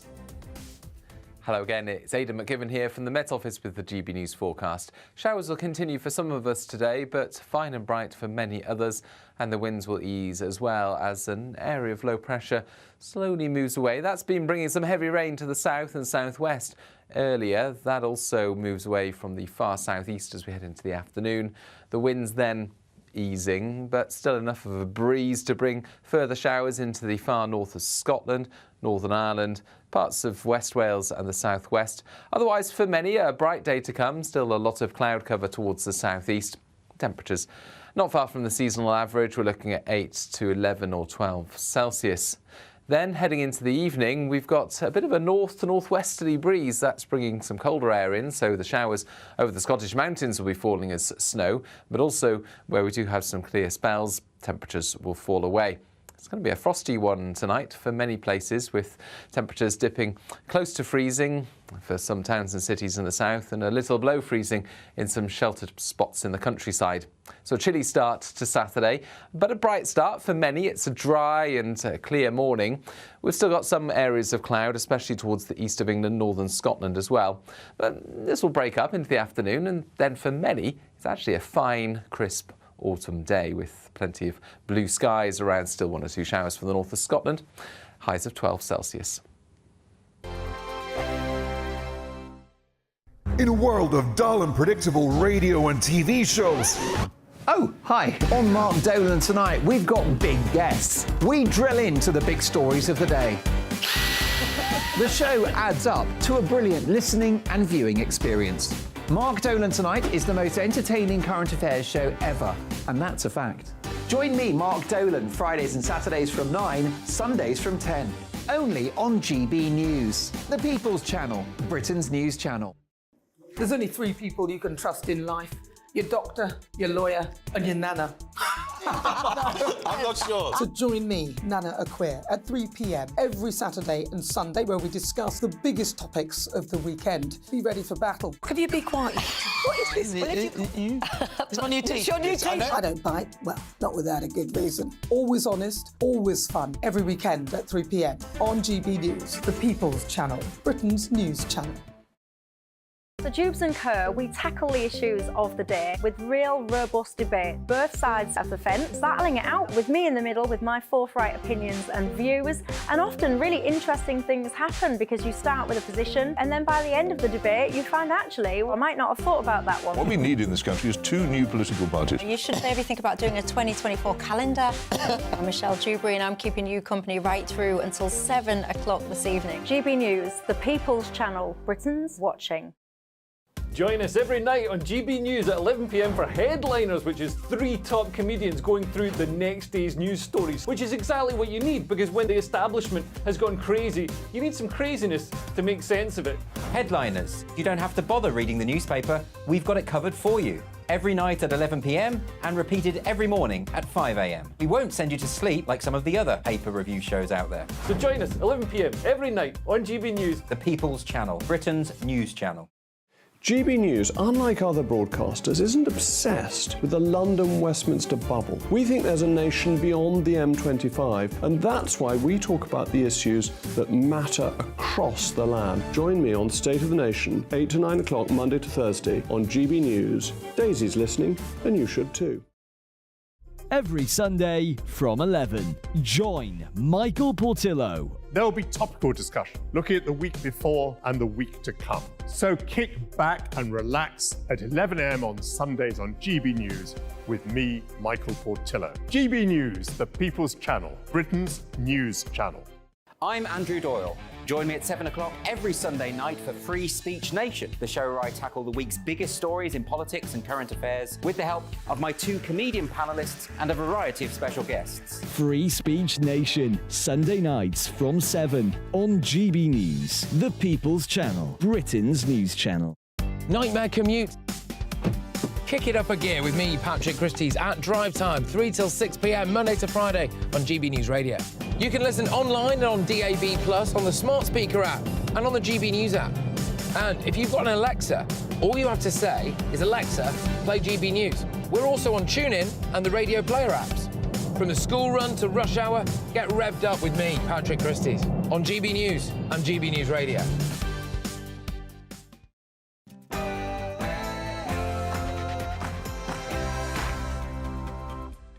A very good morning to you. It is 11 a.m. on the 10th of November, and this is Britain's Newsroom here on GB News. My name's Tom Harwood, and let's see what's coming up for the rest of the show. Braverman on the brink. The Prime Minister faces pressure to sack his Home Secretary for going off script over protest politics. But is Suella Braverman's job now untenable? Prince of privacy. The courts have decided to move forward with Prince Harry and others' privacy case against the publisher of the Daily Mail. Further hearing for the case will be held on the 21st of November this year. stealing British jobs? See what we did there? Thousands of jobs could be lost at British Steel's Scunthorpe plant, with ministers now coming under pressure to protect employment and guarantee steel can continue to be made in the UK.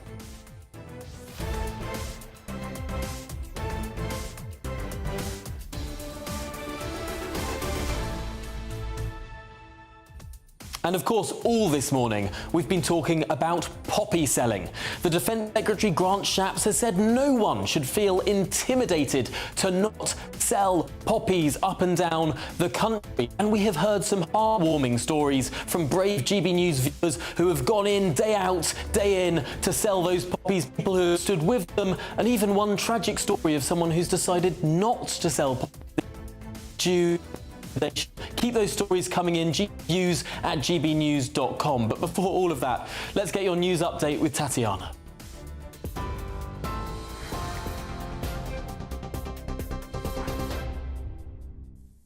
Tom, thank you. Good morning. This is the latest. NatWest says it will not pay £7.6 million in potential payments to former Chief Executive Dame Alison Rose over her role in the Nigel Farage debanking scandal.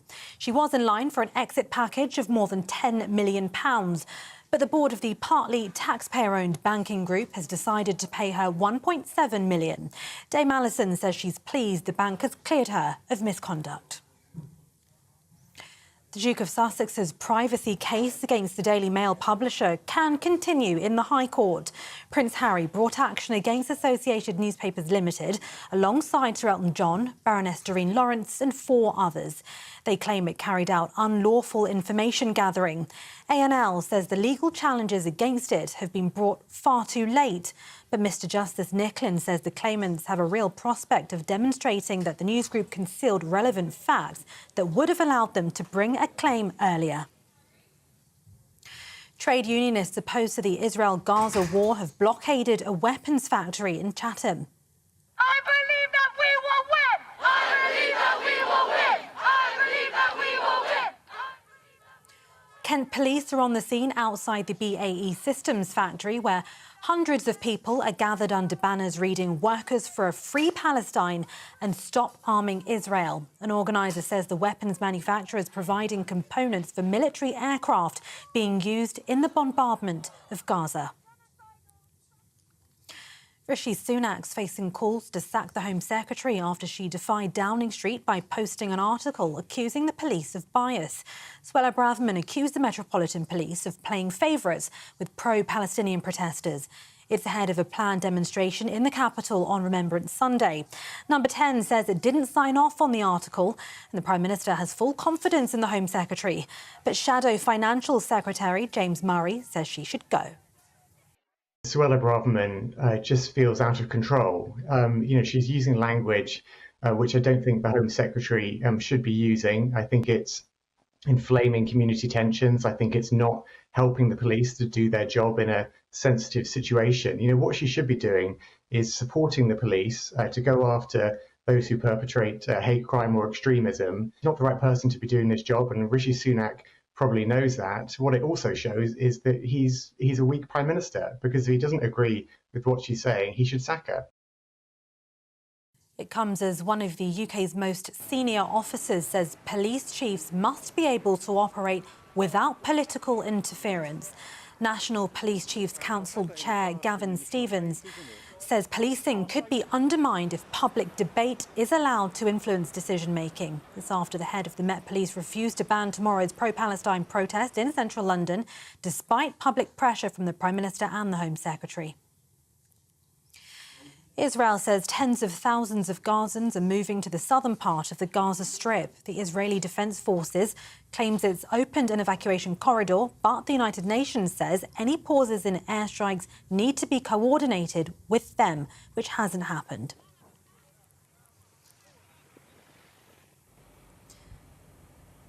Well, that is President Joe Biden says military pauses in Gaza aim to get up to 150 aid trucks daily to increase the flow of food, water and medicine into the region. The White House has said Israel agreed to pause military operations in parts of North Gaza for 4 hours a day. Over 12,300 people have been killed on both sides as Israeli troops continue their offensive in Gaza. To the UK, and the economy failed to grow between July and September. The Office for National Statistics says gross domestic product, which measures the value of goods and services produced, stagnated. Many analysts had been predicting a 0.2% fall for the quarter, but September was stronger than expected. Shadow Chancellor Rachel Reeves says Labour would bring back stability to the UK economy. Chancellor Jeremy Hunt says reducing inflation is the best way to grow it. The British economy is much more resilient than many people predicted. Of course, there's an impact as we bring down inflation. As we start to win that battle against inflation, we will be taking measures to unlock the long-term potential of the economy, with measures to help people get back to work, to reform the planning system, to support our manufacturers.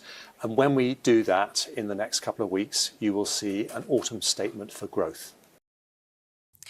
This is GB News across the UK on TV, in your car, on your digital radio, and now on your smart speaker by saying play GB News. Now back to Tom.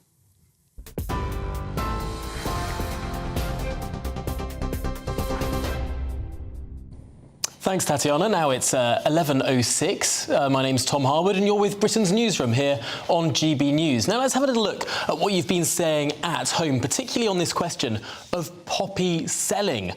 Colin in West Yorkshire has written in to say, I've been selling poppies with the Hartshead service station on the M62 recently and have had nothing but friendly experiences, particularly from ex-services personnel, but also from a wide cross-section of travellers. I'm constantly amazed by the generosity of the general public. A good news story there. David has said he cannot imagine any, in normal circumstances, situations safer than being a poppy seller. It's just dreadful what we've come to. And Lynn agrees, saying, can I just say that actually having to ask the question about safe poppy selling is an absolute disgrace.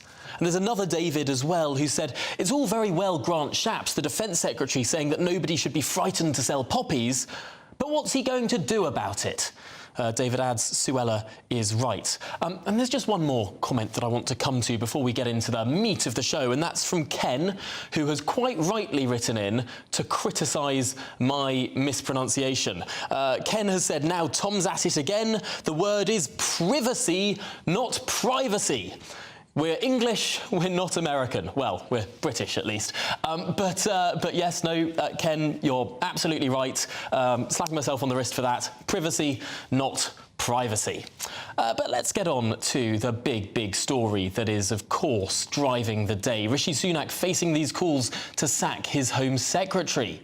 Suella Braverman has been accused of saying that the police have given pro-Palestinian demonstrators special treatment, but also, perhaps more damningly, doing so without the Prime Minister's approval. Labour say that's a breach of the ministerial code. But more than 1,000 police officers have been drafted in to keep these protests under control this weekend. Just how big of an operation will this really be for the police? And can they possibly keep us safe? Can they keep the marching pro-Palestinian protesters separate from those who are wishing to deliver quiet contemplation and reflection on the 11th of this month? Well, joining me in the studio is security specialist Will Geddes. And Will, I know that you have run security operations in the Westminster area before. How difficult is it to ensure that these events go by safely and securely? Well, the first thing that you do, Tom, is you do your risk assessment. You look at all the component parts as to what will happen on the day or the evening of that particular event. You look at the number of people potentially that you anticipate turning up. You look at what resources you have, which are going to be borrowed or lent by the Metropolitan Police, and then what other security measures there could be in place that you can potentially make sure that the event goes without any kind of interruption. The concern I have, and I ran, for example, the farewell to Brexit party in Westminster Square. And there was 250,000 people that turned up. In January 2020, when the UK left the EU. Exactly, yeah. And there were a lot of high-profile people that came along to speak. My politics are inert. I'm apolitical. You know, I don't fall to any one particular side, but obviously I have to consider when I'm planning something like that all the various elements that may want to come along and disrupt it. Now, what we've got this weekend is an unprecedented situation. You know, only 1,000 police officers being drafted in doesn't sound like an awful lot. It may sound like a lot to a lot of people, but we have a number of different factors which are going to come into play. You have obviously those that want to commemorate, obviously, Armistice Day, and they want to show their respects, and that will be many, many people from the veteran community. You have those that are now going to be turning up for pro-Palestine marches, and although that's going to be located elsewhere, we will see cross-contamination on both sides. We're going to see those that are perhaps with a more victorious or vigilant agenda integrating potentially within those at the cenotaph and vice versa. Do you think there will be people on both sides actively looking for trouble tomorrow? Yes, there will be. I think that I can say that, and I don't think that comes as a huge surprise to anybody. You have always agitators in large groups. They hide in plain sight. They can use the camouflage of innocent protesters or innocent members of the general public to hide amongst. You have also, and I've certainly been getting a lot of intelligence about far-right groups that want to turn up with some nationalist pride that they believe is their driving force to potentially prevent pro-Palestine agitators from interrupting or disrupting, obviously, the commemorations at the cenotaph. You have members of the military that are very, a lot of emotions are running very, very high right now, Tom. People will have lost friends recently. People will have lost friends many years ago. They'll want to be quietly contemplative, particularly at 11 o'clock. Yeah. I suppose that could be a flashpoint. Oh, yeah, big time. But also it's the irony. The irony, which I find quite remarkable, is the fact that our commemoration of Armistice Day and Remembrance Weekend is for those that fought before us and fought for our freedoms in this country and the liberties to be able to protest. Now, although we have the right to protest, we don't necessarily have the right to protest where we so choose. And this is really the key factor here. And it's down to the Metropolitan Police to try and corral and ensure that we don't have this cross-contamination. But I think I feel, sadly, that there will be clashes tomorrow of those that literally are out there simply to cause disruption. If that's your assessment, why then has the Metropolitan Police said, we don't think that there'll be significant disruption, that's why we're going to allow this march to go ahead? Yes, about an hour after the 11 o'clock poignant moment, I believe, is when the big march is scheduled for. That has been permitted by the Met Police because the Met Police Commissioner has said he doesn't believe that there is a significant risk to disturbing the peace. Do you disagree with his assessment? I do. I mean, I've got a lot of great respect for Mark Rowley. I think he's an excellent commissioner. I think he's coming under a lot of fire right now unnecessarily. He only has certain laws that he can utilise and execute in terms of, obviously, the safekeeping of members of the general public. But having said that, they do need to show some levels of robustness tomorrow. They really do. I have a lot of good friends who are in the Metropolitan Police. I have a lot of friends within the military community and the veteran community. And the morale in the police is incredibly low right now, really, really low. And if you imagine you as a police officer, say, for example, Tom, you returning to your family in the evening after policing a pro-Palestine demonstration, which showed a lot of hate towards the police, you would feel very despondent. And therefore, Mark Rowley has to allow his officers to really exercise their discretion, but also their common sense in terms of policing these events to make sure, and this is on both sides, this isn't just on pro-Palestine, this is also on those that are coming up to protect the commemorations of Armistice Day and the Remembrance Weekend. And there will be some who do so solemnly and properly, but there might be some elements who do so aggressively. Well, without wishing to sound too crude, you're going to get a lot of squaddies who will have, and many of my friends who will come up, obviously, for the commemorations. They will be in the pub all day, and obviously once alcohol starts fueling, emotions start running higher. You have all these other fragmented far-right extremists. So the crucial element is for the police to keep these two groups apart, to stop the Palestinian protesters mixing with those who are showing their respect. How would they go about doing? Well, the only way that you can do this is really to make sure there's as much distance as possible. Those that break away from either of those groups to come together to clash, you want to try and keep them into a sterile environment to a certain extent. And when I say sterile environment, That is a location where members of the general public won't be affected collaterally by any kind of flashpoint situations. So it will be about keeping them as separate as possible and then respecting those parameters and those boundaries within which they can then undertake whatever it is that they want to undertake. Gosh, it sounds like a very serious situation could unfold. Obviously, this is all speculation, but do you think that the comments of the Home Secretary in the last 2 days have made things harder? It's a good question, Tom. It's a really good question. I don't think she'll get kicked out. I don't think Rishi has got, the backbone for that. I think she's going to be left as she is. I think she's only saying what a lot of people are thinking right now. We've also got to speculate that she's maybe party to more intelligence and more information than is necessarily released into the public domain. So I think Suella, yes, I think a lot of us are behind her. She seems to be the one person, perhaps in the Tory party right now, that is actually showing any kind of backbone, some kind of spirit, some kind of resilience to what's going on. And certainly I think we've just got to bear in mind that emotions are running high, hers probably equally. Whether this is her own little crusade that she's on, I don't know. But I think certainly she's probably reiterating or echoing what many, many people are thinking right now. You mentioned the thoughts of those members of the Metropolitan Police who are going to have to go back to their families after whatever happens tomorrow takes place. And was the Home Secretary right to criticise the police, whether it was as individuals or as an institution, for having what she termed as a sort of two-tier level of policing? I think it's irresponsible when she should be more than aware that the morale is very, very low, and you don't kick a good man when he's down. And I think Mark Rowley, again, he has only certain parameters within the law that they can execute their duties and they can arrest. The MP Danny Kruger termed it as a sort of unconscious bias, that police are more likely to perhaps find it easier to go after far-right groups than they are to find it easy to go after perhaps individuals espousing Islamism on the streets of London. Do you think he has a point there? I don't know. I mean, I think, to be honest, I know some people who've been up to the West End recently who are not far right, who are simply patriotic, who wanted to protect many of the statues that we've seen have been abused in the last week or so. And they've been turned away by the police, and they were low-hanging fruit. They were easy sort of individuals to target, to prevent obviously coming closer to any of the statues or potentially into contact with pro-Palestine supporters. But having said that, it can't be arbitrary. It has to be fair across the board. And I think, again, using the interpretation of jihad as a fairly loose and ambiguous term, I spent a lot of time in the Middle East, in Iraq, Afghanistan and various other parts of the Middle East.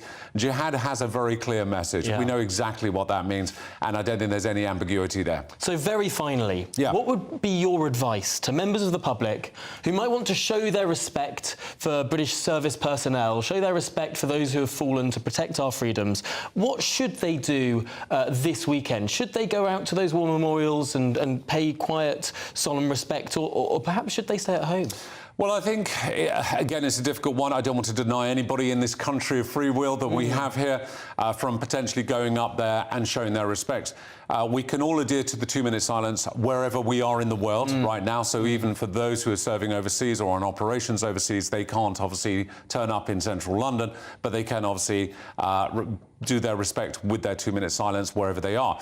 But having said that, I think members of the general public have to be aware that they are coming into a potential flashpoint situation. So I would say exercise caution, and if you do go, make sure that you are within easy sight and easy reach of any uniformed police officer, because they are there as our protectors to look after ourselves. Be careful where you position yourself. Will Geddes, thank you so much. With that message, exercise caution, something that we can all adhere to. Well, still to come, thousands of jobs could be lost at British Steel's Scunthorpe plant after the Chinese-owned company confirmed that it was planned to replace those blast furnaces with 2 electric arc versions. More on that and the details in just a few minutes.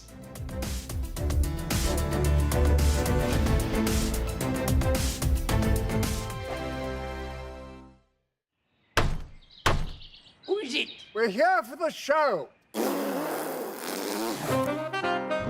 More energy this time! Welcome to the dinosaur hour. I was married to a therapist. And you survived? I thought we were getting Hugh Laurie. Second best. You interviewed Saddam Hussein. What's that like? I was terrified. I'm playing strip poker with these three. Oh! No, thank you. My CDs need to be put in alphabetical order. Are you going to be problematic again? The Dinosaur Hour. Sundays at 9 on GB News. What you get for breakfast is something that, if we do our jobs right, you will wake up to news that you didn't know the night before. It's a conversation. It's not just me and Eamon. We want to get to know you, and we want you to get to know us. From 6, it's Breakfast with Eamon and Isabel. Monday to Thursdays on GB News. Britain's news channel. People in Britain, they love free speech, but they also love fair play. I don't care if I'm speaking somebody from a trade union, from the Labour Party, somebody from the SNP. And I think the viewers like to see that actually we can challenge one another, but in a positive way. We think we ask the questions that people want to ask, and often we ask the questions that we wanted to ask in Parliament but never got the chance to ask. So join us every Saturday, 10 a.m. till noon on GB News, Britain's news channel. Nightmare commute. Kick it up a gear with me, Patrick Christie's at Drive Time, 3 till 6 p.m, Monday to Friday on GB News Radio. You can listen online and on DAB+, on the smart speaker app and on the GB News app. And if you've got an Alexa, all you have to say is, Alexa, play GB News. We're also on TuneIn and the Radio Player apps. From the school run to rush hour, get revved up with me, Patrick Christie's, on GB News and GB News Radio. Tired of the usual focus-tested, pre-prepared Westminster runaround? Well, so am I. So you want higher taxes? Is your department to blame for this? Are you rethinking this policy? Every Sunday at 9:30, I'll be sitting down with those in power to get the truth about the issues affecting you. Let's be honest, we've known about the cost pressures of this project for years, not months. That's the Camilla Tominey Show, a politics show with personality. On GB News, the People's Channel, Britain's news channel. Now then, Lee Anderson here. Join me on GB News on my show, The Real World, every Friday at 7 p.m. I'm not eating bloody cat. Are you Delicious. mental? Open your mouth. OK, here comes a train. Reminds me of the scene in Singing in the Rain. Adam, is that a good one? Whoa! Join me at 7 on GB News, Britain's news channel. When the news happens, it happens here. And really important breaking news. Breaking news this morning. On TV, radio and online, the news starts here on Britain's Newsroom. All the biggest stories and the answers that you need from across the UK and beyond. Join Britain's Newsroom from 9:30 on GB News. The People's Channel, Britain's news channel. GB News, unlike other broadcasters, isn't obsessed with the London-Westminster bubble. We think there's a nation beyond the M25, and that's why we talk about the issues that matter across the land. Join me on State of the Nation, 8 to 9 o'clock, Monday to Thursday, on GB News. Daisy's listening, and you should too.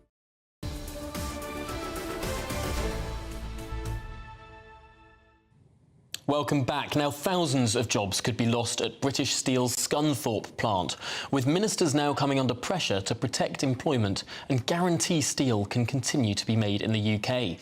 Now, the Chinese-owned company confirmed that it planned to replace blast furnaces with 2 electric arc versions, which can run on zero-carbon electricity. It's still waiting for, quote, appropriate support from the UK government. Well, our reporter Anna Riley has the story. British Steel has been the heartbeat of Scunthorpe for 160 years, creating employment for the local community. But times have changed.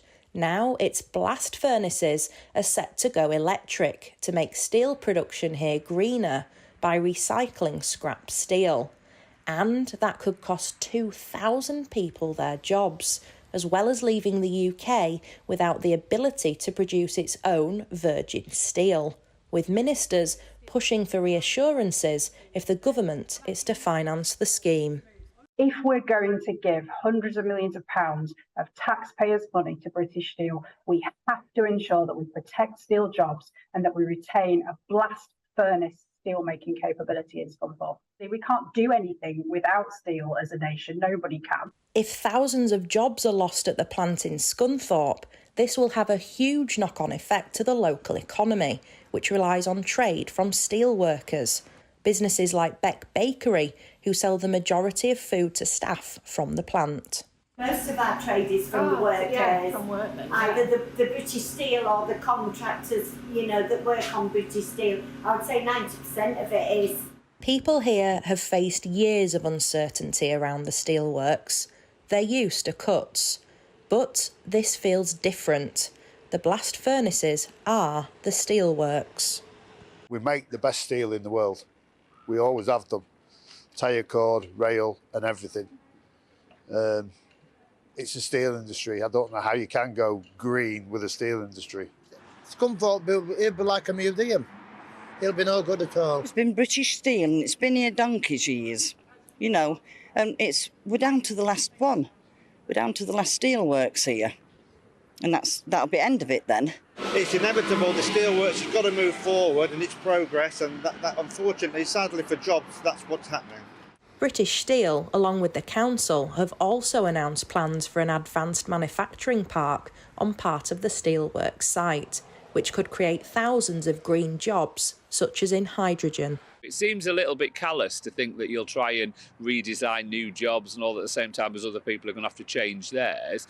But we've got to have a solid future for kids in this area to want to stay in this area. We want better paid jobs and high engineering jobs, you know, that sort of stuff. And that's what we want for the future for local people. British Steel's proposals will be reviewed by an external specialist on behalf of trade unions. If plans go ahead, the blast furnaces will remain operational until electric arc furnace installation from late 2025. Anna Riley, GB News, Scunthorpe.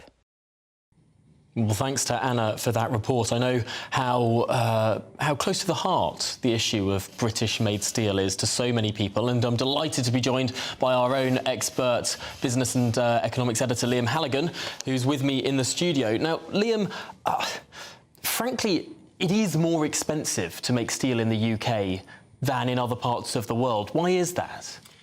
A lot of it is because our energy prices are very, very high because of the way our energy market works. But let's just park that for a minute. So I just want to talk about these GDP numbers, and then we'll talk about steel in the context of that. I agree, a really good package there from Anna. She really knows that part of the country well. And great to get those voices on GB News of local people.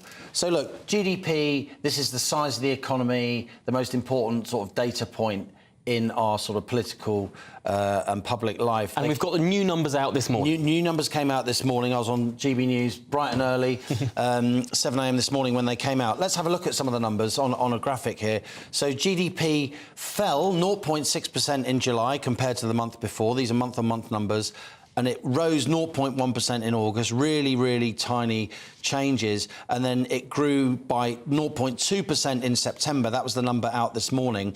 And that amounts to the whole of what we call the third quarter of the year, July to September, of a grand total of 0% third quarter growth. That is July to September. So the UK is stagnating, but so far we're avoiding recession. We're flatlining. Recession, of course, as you know well, Tom, is 2 successive quarters of negative growth. At the moment, we've got no quarters of negative growth, so we are avoiding recession, unlike Germany and unlike some other major economies in the world. So it's interesting, the UK not doing very, very well, but not doing as badly as we could be doing. Sort of hanging in there, resilient. Yeah. And, you know, we've had 14 interest rate rises since December 2021. The Bank of England estimates about half the impact of those rises has hit the economy, so that monetary tightening will work through the system, bearing down on bank lending. Banks won't want to lend, and companies, because borrowing costs are higher, they want to, what we call de-lever. That means, you know, get rid of their debts, pay off their borrowings, so they're not borrowing to invest, they're not expanding.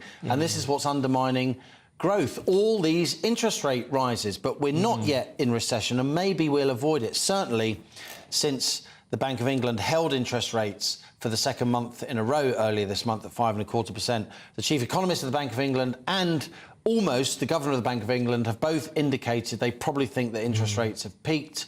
The very august think tank, the National Institute for Economic and Social Research, said earlier this week they think interest rates have peaked. So we may get some more growth. So let's zoom in now to steel, because I suppose one of the big problems, as you mentioned at the start of this interview with regard to making steel in the UK, is energy price inflation.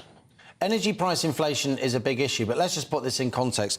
Look, the Chinese, they make about 1 billion metric tonnes of steel a year. We make 7 million metric tonnes. So we are now a steel-making minnow.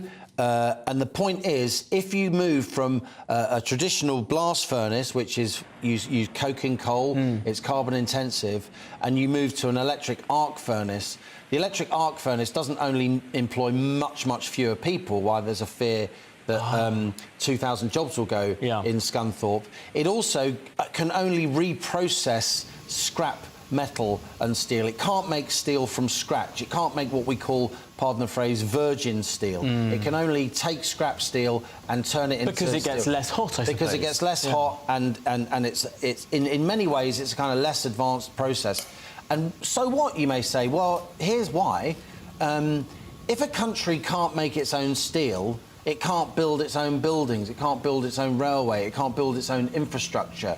And given that the Chinese already own British Steel, Jinwei, the big conglomerate, took British Steel over in March 2020 when everyone was focused on lockdown. And of course, Tata control our other big steel-making plant in Port Talbot. Then, you know, these commanding heights of the British economy, these extremely strategic industries are completely foreign-owned and foreign-controlled. Now, that may be OK, or it may not be OK. Certainly our relations with China have become a lot less warm and cuddly in recent years. Did you know, Tom, that panda diplomacy is stopped? We're sending back the Edinburgh pandas to China. Because, yeah, we're sending back the pandas.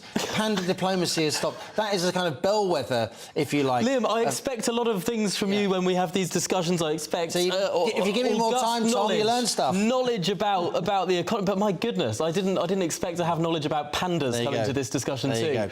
So look, I am, you know, I'm broadly a sort of free market guy, and so are you. I think that's fair to say. We don't hide that. We of course cover all the bases here on GB News. But even me, or you know, the Chinese conglomerate is now saying to the government, we're going to close down this blast furnace unless you give us money. Right? This is a major... And Tata are holding the government to ransom. Tata are basically saying the same thing in Port Talbot. So amidst all the angst about, you know, the cenotaph this weekend and Suella Braverman and his falling rankings in the opinion polls, and is there going to be a leadership contest, and is the Tory party going to implode? Rishi Sunak's got to get his head around this issue, and he's got to decide, along with Kemi Badenoch, the business secretary, are they going to stop this happening in Scunthorpe? British Steel, it's not only, and steel making in general, it's not only very strategic. Those jobs are often in the red wall. You've still got 35,000 people employed by the British steel industry. Do you really want that industry to cease to function in any meaningful way? That's a very big political question for a centre-right Prime Minister. Huge questions. Liam Halligan, thank you so much for taking us through all of that economics news. Now, still to come, ageing crisis. England's Chief Medical Officer, Professor Sir Chris Whitty, warns that the UK faces an ageing crisis and healthcare must step in. That and Britain on the edge as tension rises ahead the protests this weekend. Do you feel safe? That and so much more after your morning news with Tatiana.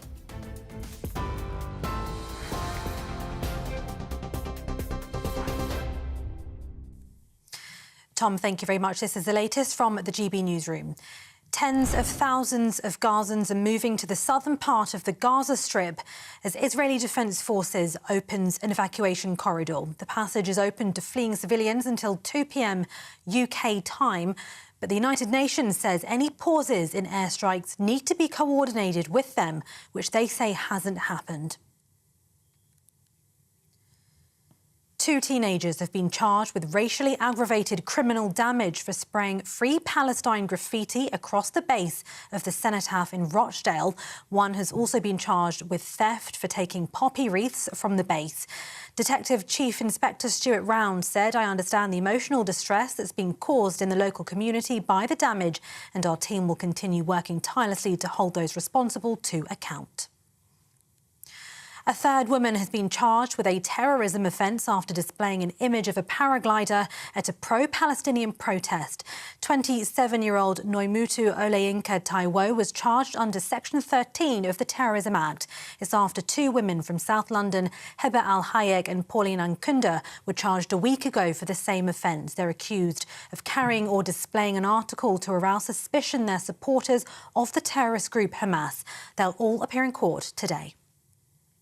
The Duke of Sussex's privacy case against the Daily Mail publisher can continue in the High Court. Prince Harry brought action against Associated Newspapers Limited alongside Sir Elton John, Baroness Doreen Lawrence and 4 others. They claim it carried out unlawful information gathering. Mr Justice Nicklin says the claimants have a real prospect of demonstrating that the news group concealed relevant facts that would have allowed them to bring a claim earlier. For more on all of those stories, you can visit our website, gbnews.com.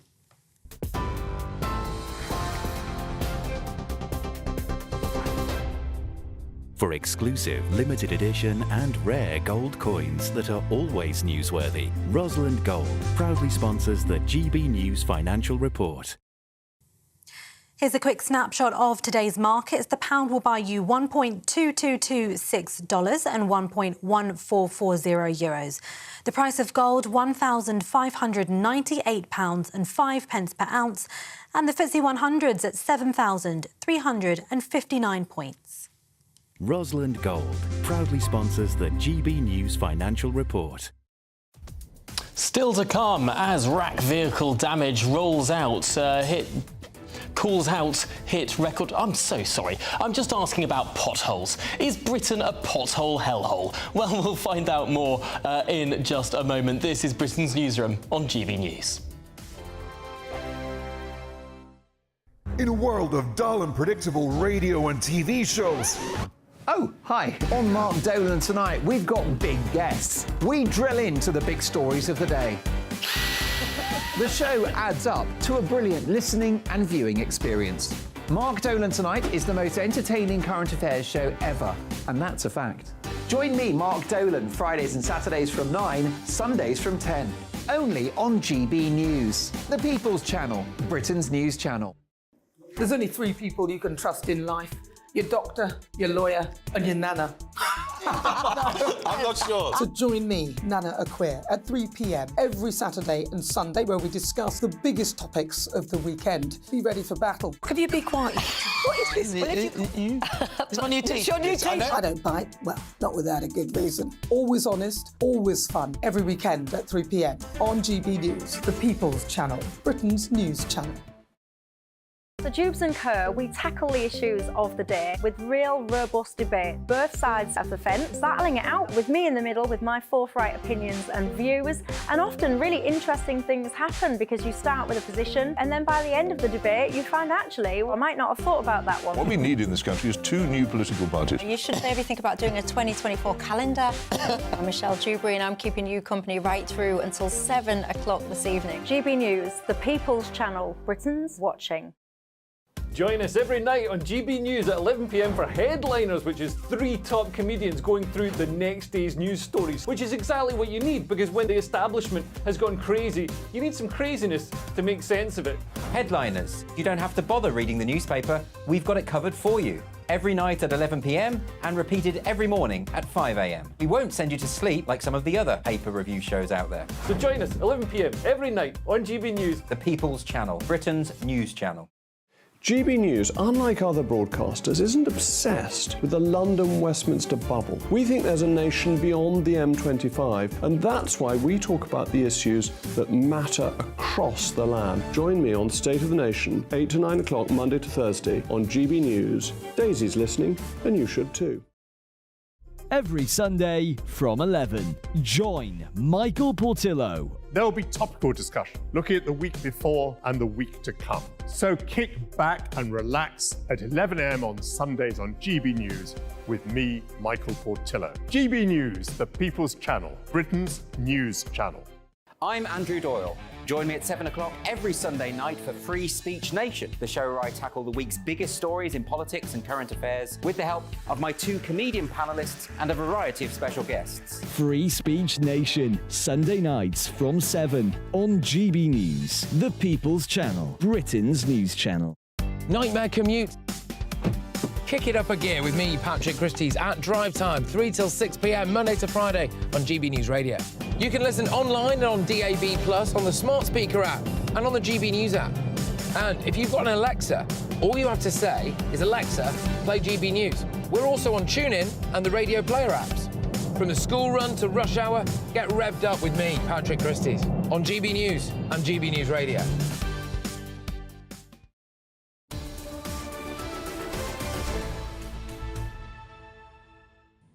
Back to our top story now. Suella Braverman is on the brink. The Prime Minister, Rishi Sunak, is facing calls to sack his Home Secretary after she accused the police of giving pro-Palestinian demonstrators special treatment. All that without the Prime Minister's approval. Well, joining us now is the Labour MP for Selly Oak, Steve McCabe. And Steve, we saw the Labour Party yesterday point to the ministerial code, specifically Section 8 of that code that says ministers must seek prime ministerial approval before media intervention. Is that the basis on which the Labour Party is calling for the resignation of the Home Secretary?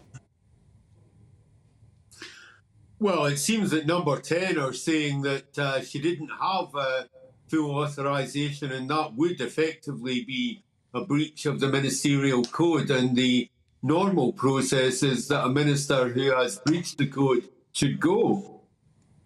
The reason I bring this up, of course, is that we know that there are over a dozen shadow ministers who are going against what Sir Keir Starmer says on the issue of a Gaza ceasefire. So by that logic of not seeking approval from the party leader if you're a shadow minister or a minister before making an intervention, should Sir Keir Starmer not be sacking some of his own shadow ministers as well? Well, of course, we saw just earlier this week that Imran Hussain, who is a shadow or was a shadow minister, did exactly that. He resigned. He did the decent thing. He couldn't agree with the leadership line and he resigned. So, you know, I would say we've set an example. There are others who, of course, haven't, though, resigned, despite having called for a ceasefire. Yes, well, I think Keir has made it clear that he understands why, people are getting themselves hung up on this. I think he understands why people are calling for that. What they want is for this to end, and I think we all want that. But I'm not aware that there is anyone who is occupying a position on the shadow front bench who is actually opposing the leadership line. But if they are, then yes, of course, they should go as well. Interesting. This whole situation seems to be driving dividing lines through both parties. We've had issues with Labour MPs attaching their names to an amendment to the King's Speech, almost said Queen's Speech then, the habit of a lifetime, King's Speech. But also, of course, we saw Sir Bob Neal last night, the Conservative MP, call for the Home Secretary to go. Is this just very tricky territory for all political parties? Well, I think there are two different things happening here. I think one is that the Israel-Hamas situation is difficult and people are trying very hard to strike the right balance. I think the Home Secretary's problems are that she is straying way out of line in terms of government policy. I think the reference to homelessness and people on the streets being a life choice is yet another example. Too often the Home Secretary doesn't seem to be in line with the rest of the government. Why do you think that is? Well, if it was down to my call, I would say that this is a thinly concealed leadership bid, and she's grabbing attention wherever she can. What would you say to those? And we've got many emails in this morning of people saying that they agree with the Home Secretary. They think that she speaks for a certain section of the country, perhaps speaks more for people in sort of red wall seats than cosy seats in the southeast of England. Might a cynic wonder if the reason the Labour Party wants the Home Secretary to go is that the Home Secretary might well attract some of those votes in some of those red wall seats that the Labour Party is hoping to win back? Well, I actually don't accept that. I think the reason we're calling for her to go is because there's a real question about her competence. I think that's the fundamental problem. There will obviously be some people that her views will resonate with, but I think the vast majority of people in this country believes that the Home Secretary's job is to try and support the police and to help them when they're dealing with very difficult situations. I don't think cheap shots at the police help anyone. Well, Steve McCabe, we thank you very much for your perspective this Friday morning. Labour MP for Selly Oak, of course. Steve McCabe, thank you for your time. But now let's move on to a big story. Are Britain's towns being abandoned? That's the worry of the Chief Medical Officer, Chris Whitty. He says that a double-edged sword is coming on the ageing crisis and a healthcare crisis, leaving many people spending their later years in life in bad health. Well, author and broadcaster Emma Wolfe and political commentator Matthew Stadlen are with me. And Emma, where do you stand on this? Clearly we're an ageing society and clearly that presents some problems. Yeah, and it's great news that we're all living longer. Of course it is, but that comes with a whole raft of issues. And I'm really glad that you highlighted the geographical nature of this, because actually ageing is not equal. Ageing when you're wealthy in home adapted for an older person with good healthcare, with friends and family around, is a very different experience to ageing when you are somewhere with no transport links, with no friends and family, maybe socially isolated in a very poor area. People are not ageing at the same rate. We're now living with conditions like cancer that you would have died of, you know, like obesity, which is a massive crisis in this country. People are living longer and longer, but they're living in sort of often in their later years, isolated, very ill, very, you know, just unable to get out and about, unable to live full lives. So I think that's what Chris Whitty is highlighting, that ageing isn't equal, and that it brings a whole host of other issues around. No, it's a really profound point, Matthew. It's very important that our healthcare system caters for people wherever they are in the country, and that it is properly spread out. And that clearly can raise issues and challenges. If you're in a big metropolis, it might be easier for healthcare workers to reach you than if you are in a remote, rural or perhaps seaside community. I mean, I very recently was caring for my dying father, and we were blessed by the help we got from the NHS. Round-the-clock care for 8 to 10 weeks, really quite extraordinary, and it would have been very difficult to cope without that help. It's very important, it goes without saying, that should be available to everybody wherever they live in the country. We know, don't we, that a lot of elderly people do tend to retire on the seasides around Britain, and perhaps to some extent in rural communities as well. And they need to be given the sort of end-of-life care that we might expect in a big city. And Emma, when we talk about an ageing society, it's not that there are lots of people getting old. There are lots of societies where that's happening. It's that we haven't really replenished the people who came before, if you see what I mean. There are fewer young people as a percentage of the population than old people. And that's not just about the healthcare problems, that's about funding the healthcare as well. Exactly, and there are big demographic issues at play in the UK at the moment. I'm looking at primary schools for my 3-year-old. There's a falling birth rate where I am in London. There's a falling birth rate across London. But also huge numbers of young families have moved out of London. So primary schools are closing down. There are all these other issues that kind of go with this. And as you say, you know, we're not replenishing the younger age group. So who's going to fund the older? You can't just let people live on and extend it indefinitely. And sadly, the way that pensions have been set up, everyone believes that there's this sort of pot people have paid into. That's not how it works at all. It's current expenditure that the money comes from. Housing stock, for example, is built for... The housing stock is designed around young families. But that's crazy when you think there are older people that can't get upstairs, that don't want to live in houses for young families. So it's an example of kind of how we haven't really thought it Here's through. a controversial, perhaps divisive point. It's not intended to be divisive, but something that we lost when we left the European Union, and there were all sorts of good reasons, you might argue, for... Are you about to say migration? Well, migration is an important point. Why?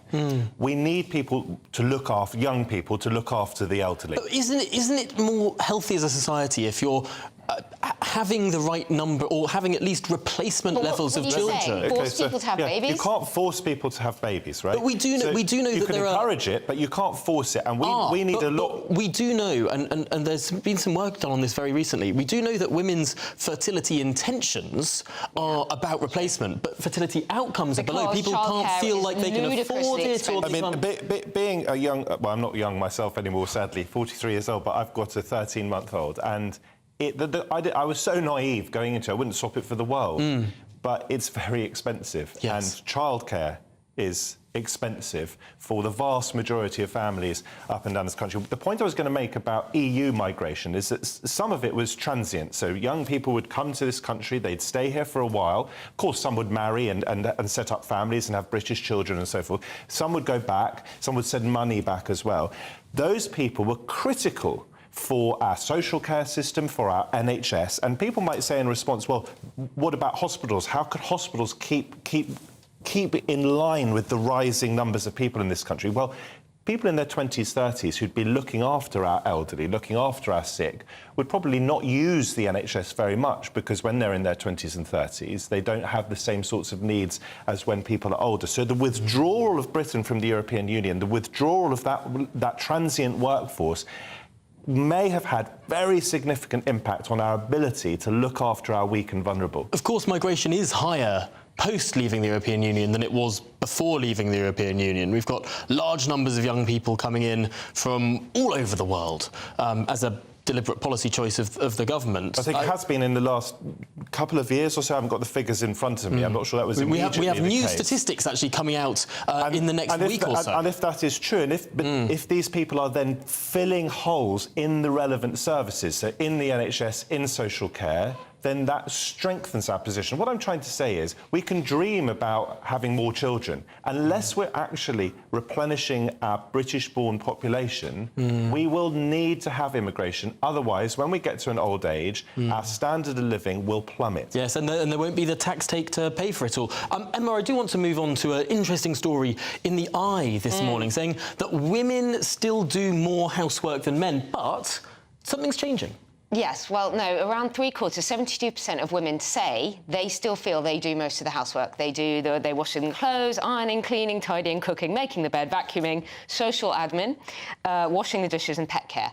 But interestingly, 18% of men disagree and they say no, they do most of the childcare. Interesting. Yes, most of the housework. So. Do you remember when Theresa May and Philip May went on a morning chat show and Theresa May was slated for saying girl jobs and boy jobs? Yeah, you know, absolutely. Philip puts out the bins and Theresa did the washing up or whatever. Even in the most equal of partnerships, I think that women tend to be more aware. They're across things. They're thinking of 10 different things. They're thinking of the fact that the kids need this stuff in their school bags, as well as the fact that they need to put a wash on before you go out, because then it will be dry for later. Like they are thinking about the shopping list as well, and thinking about the things that need ironing, everything. I don't have an insight into every household in the country. Of course I don't, but I wouldn't be surprised if the bottom line in most households is that the woman is the female partner, is the safety net. So I do a lot of childcare. I try to do housework and all the rest of it. I feel like we've got an equal relationship, my wife and I,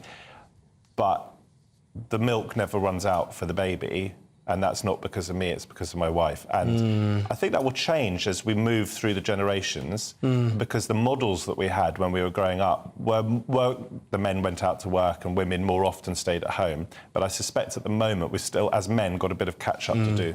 Well, I'm afraid we've run out of time on the rest of it. We didn't get to the scourge of potholes. We'll have to save that up for another time. But up next, it's GB News Live with Pip Thompson and Christopher Hope. What's coming up today? Hello to you there. Well, Suella Braverman, she is on shaky ground, isn't she? The Home Secretary's future remains uncertain. We will be discussing that with Christopher Hope, who is with me today. Also, we'll be talking to a former Met police officer. Just how worried are they about potential trouble tomorrow? And do you remember that former NatWest boss, Dame Alison Rose? Well, there's news about her. We'll be speaking to Nigel Farage for his reaction. Gosh, well, a big guest coming up there. We'll look forward to it. But just on a final note from me, you might be wondering where Ellie Costello is. She's usually with me on Fridays. Well, she's away on holiday and has got some very exciting news. She's become engaged this morning. So enjoying a wonderful holiday with her now fiancé, and many congratulations to Ellie. Well, that's it from me today. Thank you to Emma, thank you to Matthew, and indeed thank you for watching at home. Up next, of course, Chris Hope and Pip Thompson. Britain's Newsroom is back on Monday at 9:30. Hello again, it's Aidan McGivern here from the Met Office with the GB News forecast. Showers will continue for some of us today, but fine and bright for many others, and the winds will ease as well as an area of low pressure slowly moves away. That's been bringing some heavy rain to the south and southwest earlier. That also moves away from the far southeast as we head into the afternoon. The winds then easing, but still enough of a breeze to bring further showers into the far north of Scotland, Northern Ireland, parts of West Wales and the southwest. Otherwise, for many, a bright day to come. Still a lot of cloud cover towards the southeast. Temperatures not far from the seasonal average. We're looking at 8 to 11 or 12 Celsius. Then, heading into the evening, we've got a bit of a north to northwesterly breeze. That's bringing some colder air in, so the showers over the Scottish mountains will be falling as snow, but also where we do have some clear spells, temperatures will fall away. It's going to be a frosty one